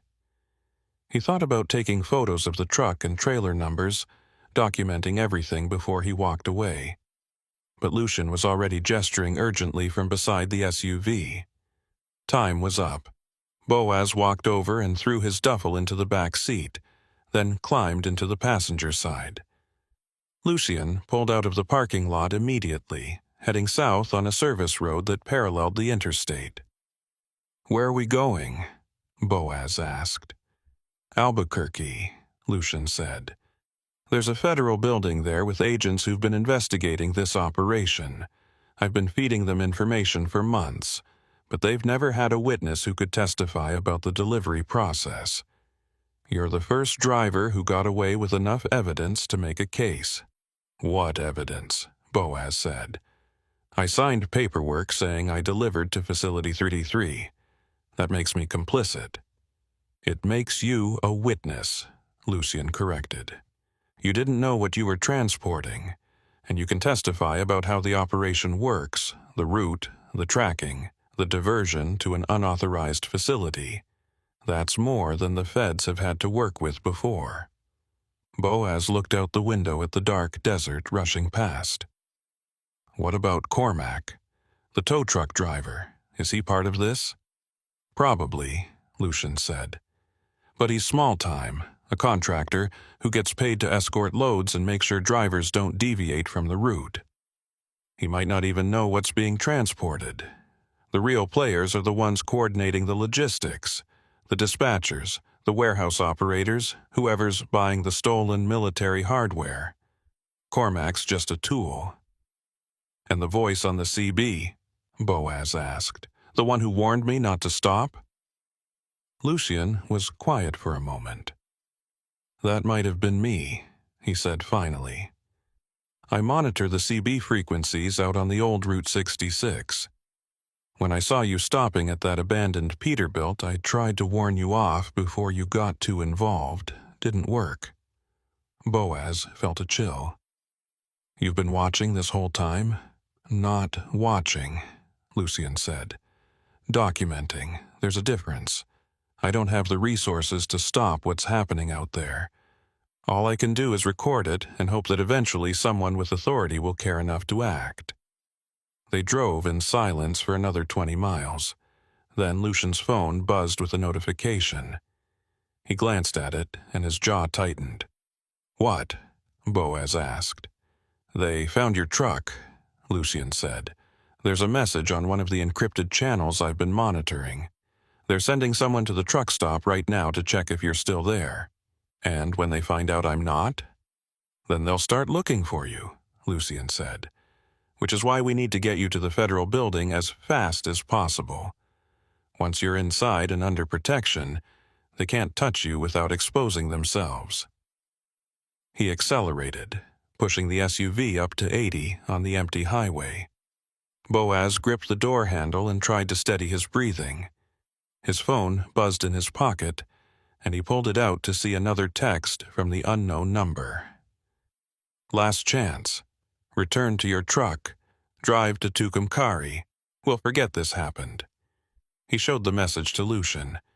"They're offering me a way out," Boaz said.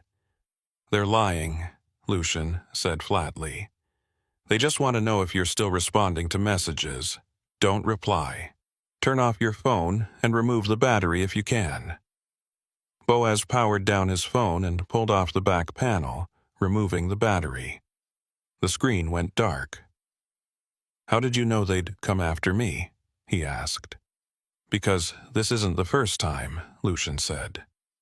I've seen this pattern before. A driver gets hired for a priority load, gets routed through the old highway, delivers to an unauthorized location. Most of them don't ask questions. They just take their money and move on. But every so often, there's someone like you. Someone who notices things, who tries to verify what they're hauling, who doesn't just blindly follow orders. Those drivers become problems, and problems get eliminated. How many? Boaz asked. How many drivers have been eliminated? Lucian's expression darkened. 15 that I know of. Maybe more. They don't always do it right away. Sometimes they wait weeks or months, then stage an accident when the driver's on another route somewhere far from New Mexico. Brake line cut, tire blowout, trailer comes loose on a mountain pass. The investigation calls it driver error or mechanical failure, and the case gets closed. Boaz felt his mouth go dry. So even if I testify, even if the feds arrest the people running this operation, I'm still a target. Yes, Lucian said, which is why witness protection is part of the deal. New identity, new location, new life. It's not ideal, but it's better than the alternative. They reached the outskirts of Albuquerque just after 3 a.m., and Lucian took a circuitous route through residential neighborhoods before finally pulling up to a nondescript office building downtown. It was 4 stories, concrete and glass, with no signage indicating what agencies operated inside. Lucian parked in a loading zone and killed the engine. This is it, he said. Federal building. DEA and ATF have offices on the 3rd floor. The agent you need to talk to is named... He stopped mid-sentence, his eyes fixed on something in the rearview mirror. Boaz turned and saw a vehicle pulling into the lot behind them, a dark sedan with tinted windows moving slowly. Is that them? Boaz asked. I don't know, Lucian said, but we're not waiting to find out. Get inside, now. He opened his door, and Boaz did the same, grabbing his duffel and running toward the building entrance. The lobby was lit but empty, the security desk unmanned at this hour. Lucian led him to an elevator and jabbed the button for the 3rd floor. The doors closed just as the sedan pulled up outside, and Boaz caught a glimpse of 2 men getting out before the elevator started rising. The 3rd floor hallway was fluorescent bright and institutional, lined with office doors marked with agency seals. Lucian walked quickly to a door at the end marked ATF, Field Operations, and pounded on it. No response. He tried the handle. Locked. Damn it, Lucian muttered. He pulled out his phone and dialed a number, putting it on speaker. It rang 4 times before a woman's voice answered, groggy and irritated. This is Special Agent Carver. Who is this, and why are you calling at 3 in the morning? It's Lucian Baird, Lucian said. I've got the witness I told you about. The driver who delivered to Facility 333 tonight. We're outside your office right now and we need protection. They're following us. There was a pause, then the sound of movement on the other end. I'm 10 minutes away. Don't leave the building. I'll call building security and have them meet you in the lobby. There might not be 10 minutes, Lucian said, but the call had already ended. He looked at Boaz. We go back downstairs and wait in the lobby. Stay visible, stay near the doors. They won't try anything where there are cameras. They took the elevator back down, and as the doors opened, Boaz saw the 2 men from the sedan standing in the lobby, looking around. They were both dressed in casual clothes, jeans, jackets, baseball caps pulled low. One of them spotted Boaz and Lucian and started walking toward them. Boaz Whitlock? The man called out. His voice was calm, almost friendly. Boaz didn't respond. Lucian stepped in front of him, blocking the man's path. Federal agents are on their way, Lucian said. You need to leave. The man smiled thinly. "We're not here to cause trouble. We just want to talk to Mr. Whitlock about the delivery he made tonight. Clear up some confusion about the paperwork." "There's no confusion," Lucien said. "He delivered the load where he was told to deliver it. That's all he knows." The second man had circled around and was now standing between them and the exit. "Maybe we should all step outside and discuss this privately," he said. His hand was resting on something under his jacket, not drawn, but ready. Boaz felt his pulse hammering in his ears. They were trapped. The lobby had cameras, but that wouldn't stop these men if they decided to escalate. He looked at Lucien, who was slowly reaching into his own jacket, and realized this was about to turn violent. Then the building's front doors opened, and a woman strode in, late 30s, athletic build, wearing a windbreaker with ATF stenciled across the back. She had a badge clipped to her belt and her hand on her holstered sidearm. She looked at the two men flanking Boaz and Lucien, then at Boaz himself. "Mr. Whitlock," she said, "I'm Special Agent Carver. You're under federal protection as of right now. These men need to leave the building immediately or they'll be arrested for obstruction." The first man held up his hands in a placating gesture. "We're just trying to resolve a delivery issue." "Out," Agent Carver said. "Now."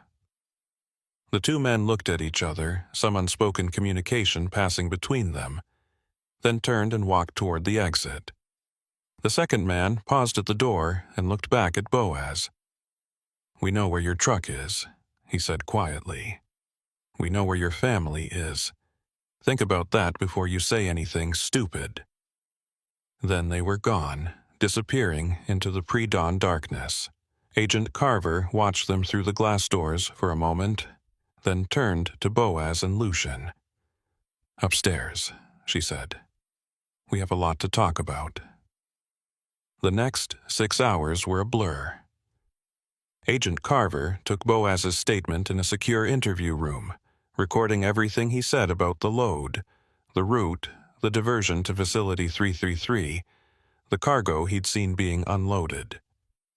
She asked about Cormac, about the voice on the CB, about the text messages and the GPS tracker.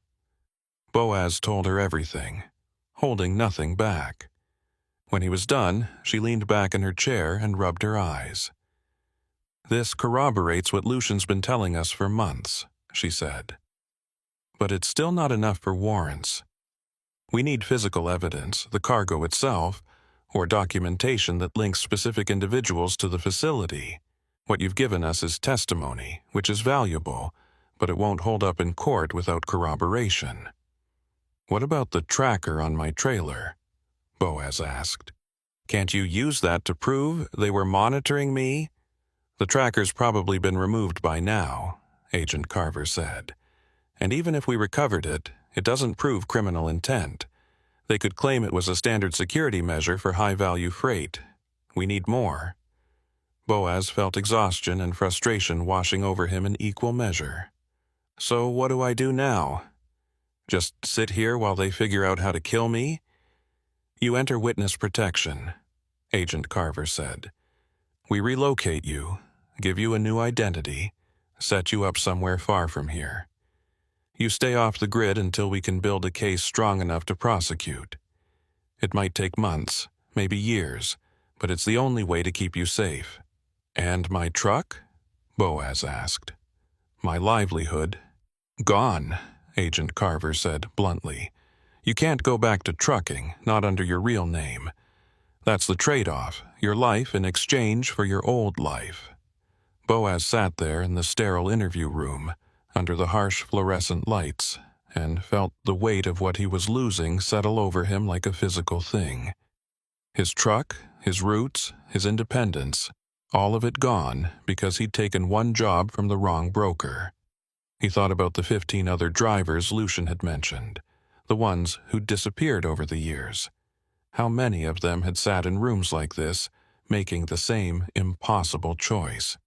"What if I don't want protection?" Boaz asked. "What if I just want to walk away and forget this happened?" Agent Carver looked at him with something that might have been pity. "Then you'll be dead within a week. These people don't forgive witnesses, Mr. Whitlock. They don't take chances. You've seen too much and you know too much. The only question is whether you disappear on your terms or theirs." Boaz closed his eyes and thought about the broken mile markers scattered across the old Route 66, silent monuments to a highway that nobody remembered. He thought about the drivers who'd come before him, who'd made deliveries they didn't understand and paid for it with their lives. And he thought about the voice on the CB that had warned him to keep moving, to not stop, to not look too closely at what he was hauling.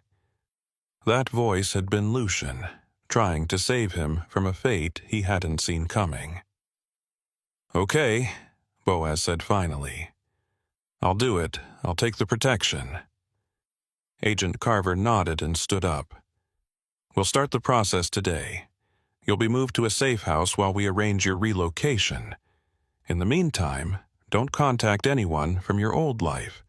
No family, no friends, no former employers. From this point forward, Boaz Whitlock doesn't exist." 3 days later, Boaz sat in a generic motel room somewhere in the Midwest, looking at the paperwork spread across the bed. A new driver's license with a name he didn't recognize, a new social security number, a bank account with enough money to get started but not enough to last long. Agent Carver had told him he'd need to find work under his new identity, something that didn't involve trucking or anything else that might draw attention. He was supposed to be invisible now, a ghost passing through a world that had already forgotten him. His phone, a new one, clean and untraceable, buzzed with a message from Lucian.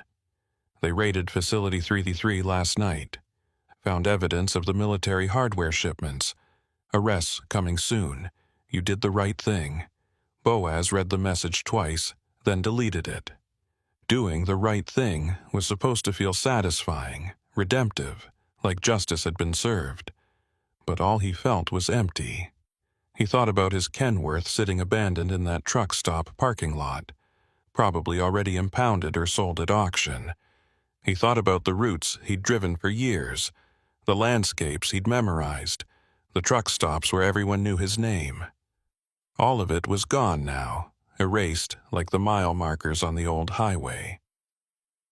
He walked to the window and looked out at the parking lot, watching the other travelers come and go.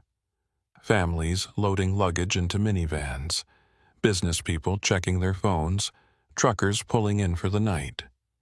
Normal people living normal lives, unaware of the networks of crime and violence running beneath the surface of everything they took for granted. Boaz had been one of them once. Now he was something else, a witness, a liability, a name that didn't exist attached to a face that had to stay hidden. The motel TV was on with the sound muted, showing a news report about a federal raid on an illegal arms trafficking operation in New Mexico. Boaz watched as the footage showed agents leading suspects in handcuffs out of a warehouse. The location identified as an undisclosed facility near Interstate 40. He recognized the building, Facility 333, the place where he'd delivered the load that had destroyed his life. The news anchor was calling it a major victory in the fight against domestic terrorism. They didn't mention the drivers who'd been used as unwitting couriers. They didn't mention the abandoned highway or the broken mile markers or the people who'd disappeared trying to do the right thing. Boaz turned off the TV and sat on the edge of the bed, his head in his hands. He'd survived, which was more than 15 other drivers could say. But survival had come at a cost he was only beginning to understand. He'd lost his name, his profession, his entire identity. He was alive, but only technically. The person he'd been, Boaz Whitlock, independent trucker, driver of Western routes, was dead. And in his place was someone new, someone unnamed and undefined, drifting through a life that felt borrowed and temporary. His phone buzzed again. Another message from an unknown number, and for a second his blood ran cold, thinking it was them, the people from the operation, tracking him down despite the protection. But when he opened it, the message was short and unsigned. They're still moving freight through the old highways. Different routes now, different drivers. Same operation. It never stops. Stay safe. Lucian. Still out there, still documenting, still trying to expose something that nobody seemed able or willing to stop. Boaz deleted the message and powered off the phone. He couldn't think about the operation anymore. He couldn't think about the drivers who were probably hauling illegal cargo right now, unknowing and vulnerable, following GPS routes that led them into traps they wouldn't understand until it was too late. He couldn't save them. He could barely save himself.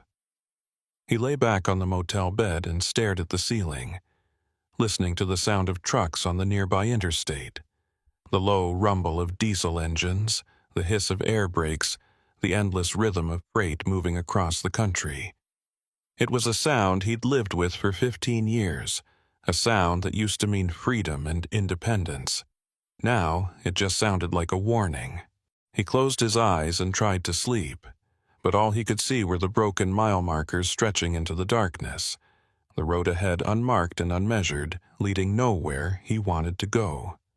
Somewhere out there, on the old highways that nobody remembered, trucks were still moving through the night, carrying cargo they didn't understand, driven by people who didn't know they were already dead, and there was nothing he could do to stop it. Nothing except survive, and hope that somehow, someday, survival would be enough. Lyle Pendry had been driving the Nevada corridors long enough to know that U.S. Route 50 earned its nickname honestly. They called it the loneliest road in America, and for good reason. 300 miles of empty desert stretched between Ely and Fallon, with nothing but sagebrush, alkali flats, and the occasional ghost town marking the distance. Most truckers avoided it entirely, preferring I-80 to the north where there were services and civilization. But Lyle didn't mind the isolation. He'd been hauling refrigerated freight across the western states for 12 years, and the quiet stretches gave him time to think, time to decompress from the chaos of loading docks and way stations. This run was supposed to be straightforward. A load of frozen food products from Salt Lake City to Reno, following US 50 west through the heart of Nevada. The dispatcher had warned him about weather moving in from the northwest, a late-season storm system that might drop snow in the higher elevations, but the forecast showed it wouldn't arrive until tomorrow afternoon. Plenty of time to cross the desert and reach Reno before the roads got bad. He'd left Salt Lake at dawn and made good time through Utah, crossing into Nevada just after noon. The landscape changed immediately. The green valleys and pine forests giving way to high desert plateau, the mountains retreating to distant purple ridges on the horizon. The road stretched ahead in a perfect straight line for miles at a time. The white center line and the black asphalt, the only contrast against the brown and gray emptiness. Lyle kept his Freightliner at 65 and watched the fuel gauge, which showed 3/4 full. He'd topped off in Ely, which should give him enough to reach Fallon without another stop. The reefer unit on his trailer hummed steadily, keeping the load at -10 degrees, and the temperature gauge on his dashboard showed everything running normal. He picked up the CB handset out of habit and scanned through the channels, but there was only static. No other trucks, no chatter, nothing. Just him and the empty road. Around mile marker 150, the sky started to change. What had been clear blue all morning was now streaked with high cirrus clouds, thin and wispy, moving fast from the northwest. Lyle checked his weather app and frowned. The storm system had accelerated, now predicted to arrive by early evening instead of tomorrow. He was still 100 miles from Fallon, which meant 2 more hours of driving if conditions stayed good, But if the storm hit early and brought snow, he might be looking at 3 or 4 hours, maybe more. He thought about pulling off at the next town and waiting out the weather. But the next town was Austin, population 200, with 1 gas station and no truck services. If he was going to stop anywhere, it made more sense to push through to Fallon, where there were proper facilities. He accelerated slightly, bringing his speed up to 70, and focused on making time while the road was still clear. By mile marker 170, the wind had picked up. Lyle could feel it buffeting the trailer, the gusts strong enough to push the entire rig sideways by inches. He eased off the throttle and gripped the wheel tighter, watching the center line to make sure he stayed in his lane. The sky ahead was darker now, the clouds thickening and lowering, and he could see curtains of precipitation in the distance. Snow, probably, or freezing rain. His phone buzzed with a notification. Winter Weather Advisory. Heavy snow expected along US 50 corridor. Travel not recommended after 6 p.m. He checked the time. It was 3:30. 2.5 hours until the advisory went into effect, and he still had 90 miles to go. He could make it if he kept moving, but it would be close. Then, at mile marker 185, the road ahead disappeared into white. Not snow. Fog. Dense and sudden, rolling across the highway like a physical wall. Lyle hit his hazard lights and slowed to 40, then 30, his visibility dropping to less than 50 feet. The fog was cold and wet, condensing on his windshield faster than the wipers could clear it. He turned on his fog lamps and leaned forward, squinting through the glass, trying to follow the road markers on the shoulder. The center line had vanished completely, swallowed by the white void. He'd driven through fog before, but this was different. Thicker, more disorienting, with strange eddies and currents that made it hard to judge distance or direction. His GPS showed he was still on US 50, but the map display kept flickering and losing signal, the blue route line disappearing for seconds at a time before reappearing in slightly different positions. He slowed to 20 miles per hour and kept his eyes on the shoulder reflectors, using them to navigate. Then the reflectors stopped. Lyle tapped his brakes and brought the Freightliner to a crawl, looking for the next marker. Nothing. Just empty pavement and swirling fog. He checked the GPS again. The screen was frozen, showing his position at mile marker 185, even though he'd been driving for at least another mile since then. He tried refreshing the app, but it wouldn't load. No signal. He was reaching for the CB radio when his headlights caught something on the right side of the road. A structure, low and rectangular with a peaked roof. A building. Lyle eased the truck to a stop and stared at it through the fog. It looked like a rest area, one of the old state-built facilities from the 60s or 70s with a small parking lot and what might be restrooms. But there were no lights, no signs, and the GPS didn't show any rest areas in this section of highway. He put the truck in park and climbed down, grabbing his flashlight. The cold hit him immediately. The temperature had dropped at least 20 degrees since he'd entered the fog, and the wind carried tiny ice crystals that stung his face. He walked toward the building, his boots crunching on gravel and broken asphalt. As he got closer, he could see that the rest area was abandoned. The parking lot was cracked and overgrown with weeds. The painted lines faded to almost nothing. The building itself was boarded up, the windows covered with plywood, the doors chained shut. A sign near the entrance, barely legible, read, US 50 Rest Area, closed 1998, no services, 27 years abandoned. But something about the place felt wrong. The boards over the windows were too new, the chains on the doors too clean, and there was a vehicle parked behind the building, a white van, no markings, with Nevada plates. Lyle walked around the side of the building, his flashlight sweeping across the gravel. The van's rear doors were closed.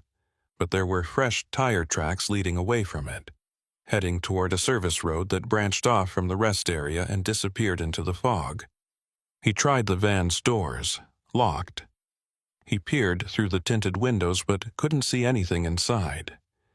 He was about to head back to his truck when he noticed something on the ground near the van's rear bumper, a shipping label, torn and muddy, but still partially readable. It showed a barcode, a tracking number, and a destination address in Reno, the same city where Lyle's load was headed. He picked up the label and examined it under his flashlight. The tracking number matched the format his company used, and the barcode was from a legitimate freight carrier.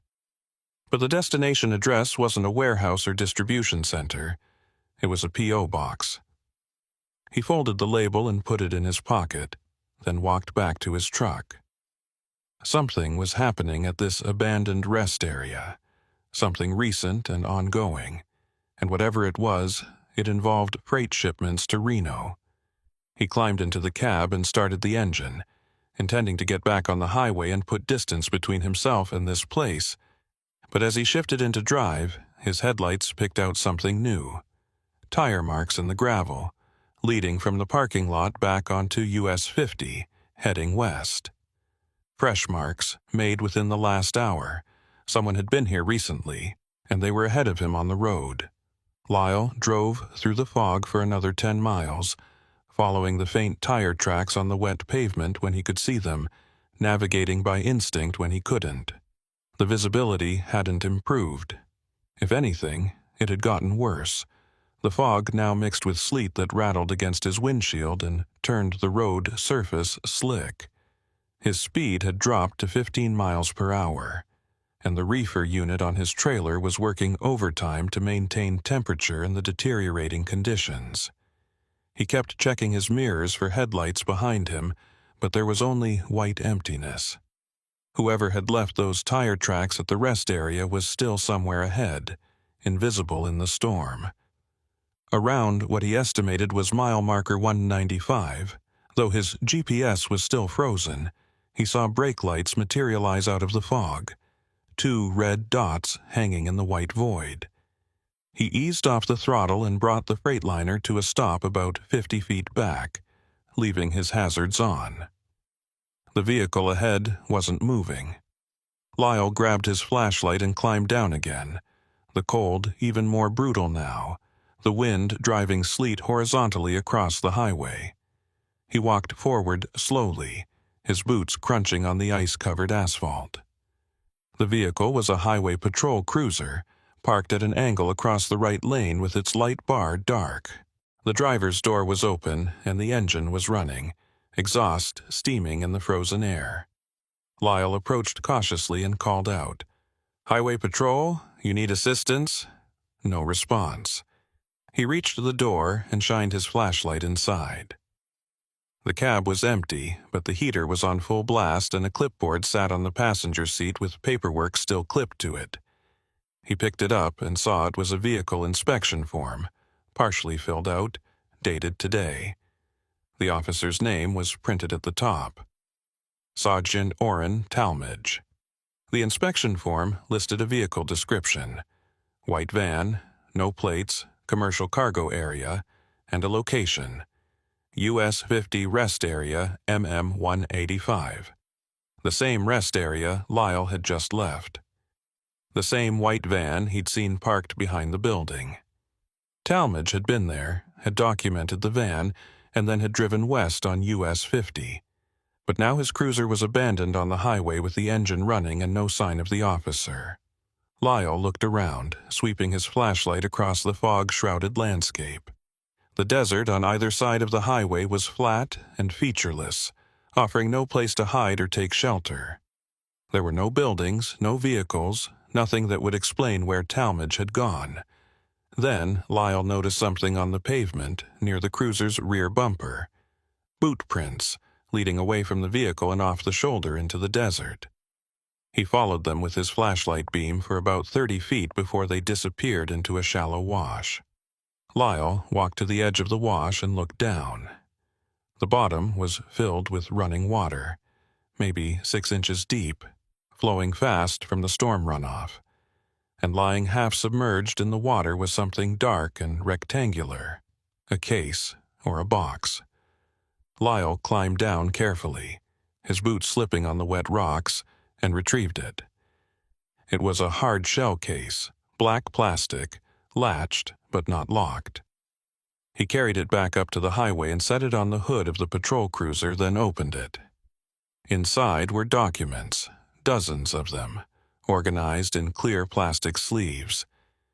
Shipping manifests, weigh station records, cargo inspection reports.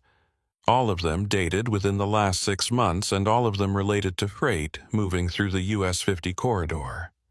Lyle pulled out one of the manifests and examined it under his flashlight. It listed a shipment of electronic components being transported from Salt Lake City to Reno, following the same route he was driving now. But the manifest had been marked with a red stamp. Failed inspection. Discrepancy in declared weight. Similar stamps appeared on most of the other documents in the case. Lyle's hands were shaking, and not just from the cold. Talmadge had been investigating freight shipments on this route, documenting weight discrepancies and inspection failures, and judging by the number of documents in the case, this had been going on for months. Lyle thought about his own load: frozen food products, legal and documented, with proper bills of lading and weigh station receipts. Or, at least, that's what his dispatcher had told him. He'd never actually verified the weight himself, had just trusted the paperwork. He was about to close the case when he noticed a handwritten note tucked into one of the sleeves. Dead beacon at MM200. Multiple vehicles using location as transfer point. Investigate further. MM200. Mile marker 200. About 5 miles ahead of where he was now, and the note mentioned a dead beacon, probably a weigh station or inspection point that had been decommissioned. Lyle looked at the patrol cruiser, then at the tire tracks disappearing into the fog ahead. Talmadge had been heading west toward mile marker 200 when something made him stop here. Either he'd found evidence that required immediate documentation, or he'd encountered something, or someone, that prevented him from continuing. Either way, the officer was gone now, and Lyle was alone on an empty highway with a case full of evidence suggesting organized freight smuggling. He climbed back into his Freightliner and set the case on the passenger seat, his mind racing. The smart thing to do was turn around, drive back to Ely, and report everything to the authorities. But turning around meant backing his rig through several miles of fog and sleet on a narrow highway with no shoulder, which was dangerous and maybe impossible. The other option was to keep going west, try to reach Fallon, or at least find a place with cell service where he could call for help. But that meant driving past mile marker 200, past the dead beacon that Talmadge had been investigating. He thought about the white van at the rest area, the fresh tire tracks, the shipping label with the Reno P.O. Box address. Someone was moving freight through this corridor using abandoned facilities as transfer points, manipulating weight records to avoid inspection. And Talmadge had gotten too close to exposing them. Lyle shifted into gear and started driving, following the tire tracks west. He had to know what was at mile marker 200. Had to understand what he'd gotten himself involved in. The fog began to thin slightly as he approached what he estimated was mile marker 198, enough that he could see about 100 feet ahead. His GPS flickered back to life for a few seconds, confirming his position, then died again. The sleet had turned to light snow, fat flakes swirling in his headlights. Then he saw it. A structure on the right side of the highway, larger than the rest area, with a covered scale platform and a small building. A weigh station. But like the rest area, it was abandoned. The scale was rusted and partially collapsed, the building's windows shattered, and there were no lights or power. A faded sign near the entrance read, Nevada Dot, Weigh Station Closed, 2003. But there was activity here. Fresh tire tracks crisscrossed the parking area, and there were vehicles parked behind the building. two white vans, and a semi-truck with its trailer doors open. Work lights had been set up on portable stands, illuminating the area in harsh white light. And there were people, 4 or 5 of them, moving between the vehicles and carrying boxes. Lyle pulled off onto the shoulder about 200 feet before the way station and killed his lights. He grabbed his phone, still no signal, and the case Talmadge had been carrying, then climbed down from the cab. He moved along the shoulder, using the fog as cover, until he reached the edge of the way station property. From this angle, he could see what was happening more clearly. The semi-truck's trailer was being unloaded, boxes and crates transferred to the 2 vans. The operation was efficient and organized, suggesting this wasn't the first time they'd used this location. Lyle pulled out his phone and started recording video, zooming in on the license plates and the faces of the people working.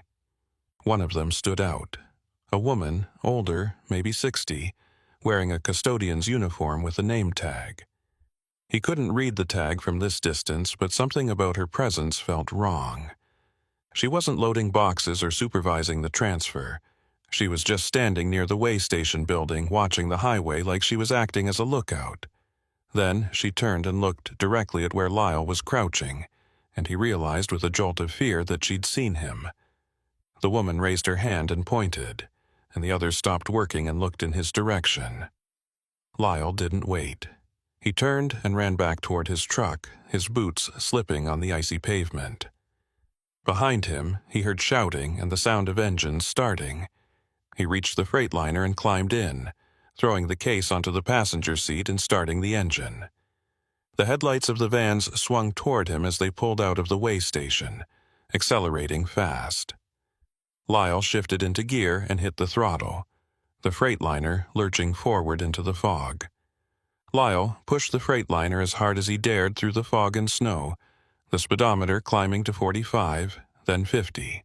The vans behind him matched his speed, their headlights bright in his mirrors, staying close but not attempting to pass or force him off the road.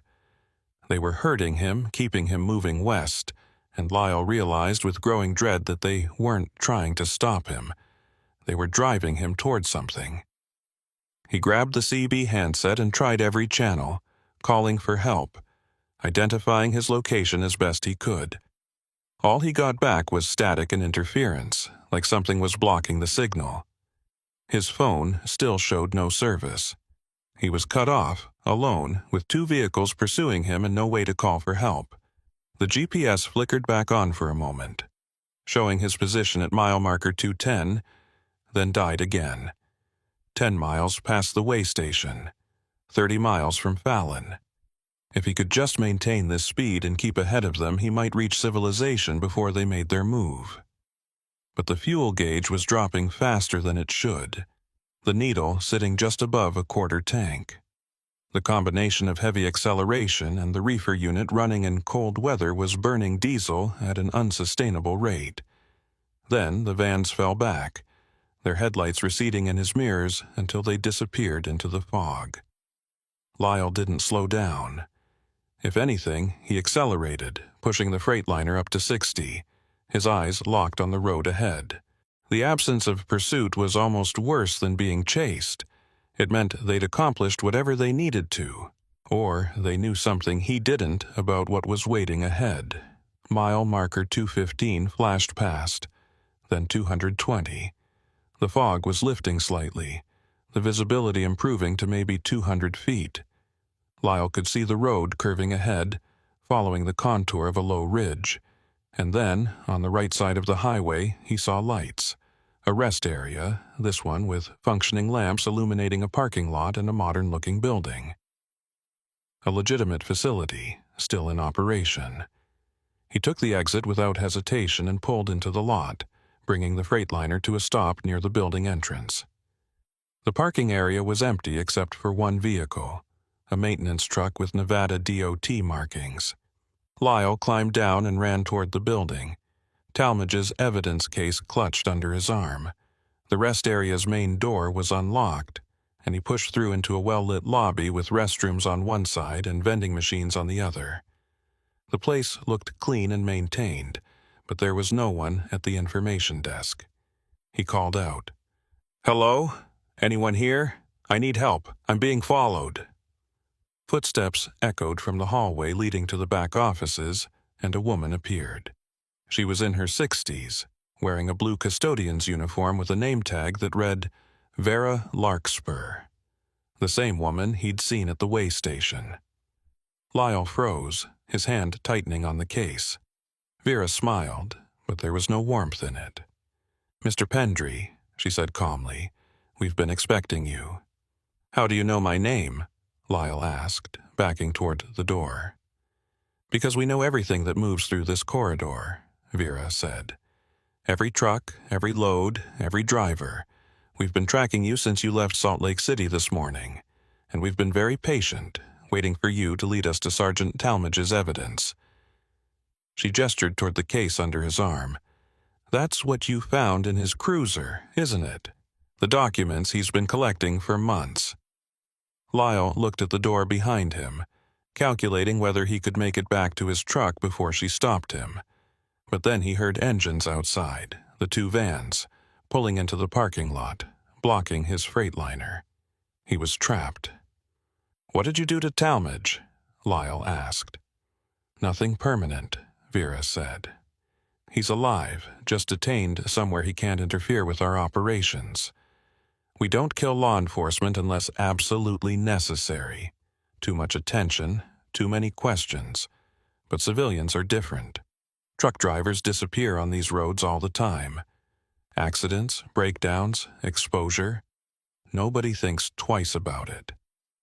She walked closer, her hand reaching for the case. "Give me the evidence, Mr. Pendry. You hand it over, you drive away, and we forget this ever happened. You try to keep it, and you'll be the fourth driver this year who vanished on US 50. Your choice." Lyle pulled the case closer to his chest. "What's in my trailer? What am I really hauling?" Vera's expression didn't change. "Exactly what your paperwork says. Frozen food products, legal, documented, clean, but the weight is wrong. Your load is 10,000 pounds heavier than the manifest claims, and that extra weight is valuable cargo we can't move through normal channels." "Drugs?" Lyle asked. "Not exactly," Vera said. "Rare earth minerals, stolen from mining operations in Utah, being smuggled to buyers in California who don't ask questions about provenance. The minerals get mixed into your legitimate loads, hidden under the frozen goods, and moved through the corridor without inspection because the old way stations are closed and the new ones are too far apart. We've been doing it for 5 years, moving millions of dollars in stolen materials right under the state's nose. And it works because drivers like you don't know what you're carrying." She held out her hand. "Now give me the case." Lyle looked at the evidence in his arms, then at Vera, then at the door. He thought about Talmadge, detained somewhere, unable to stop what was happening.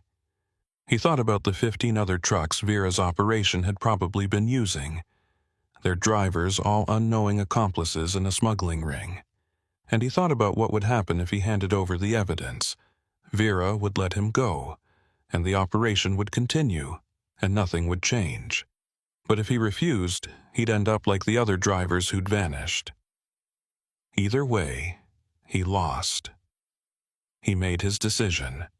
In one quick motion, he threw the case at Vera's feet, sending documents scattering across the lobby floor, then turned and ran for the door. He heard her shouting behind him, heard footsteps pounding after him, but he didn't look back.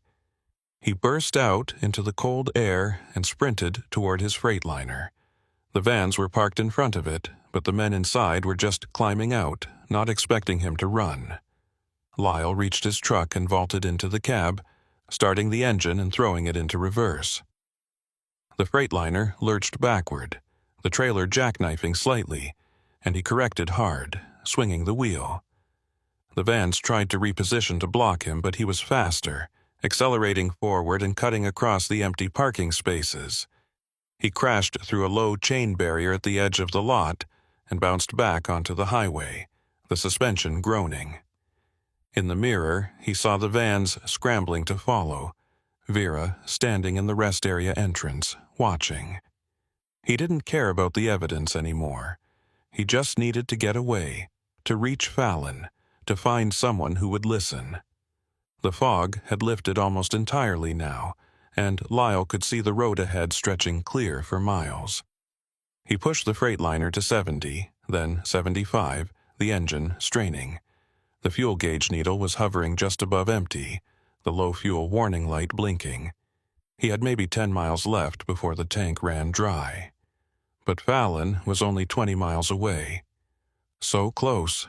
The vans appeared in his mirrors again, gaining fast, and Lyle realized they weren't going to let him reach town.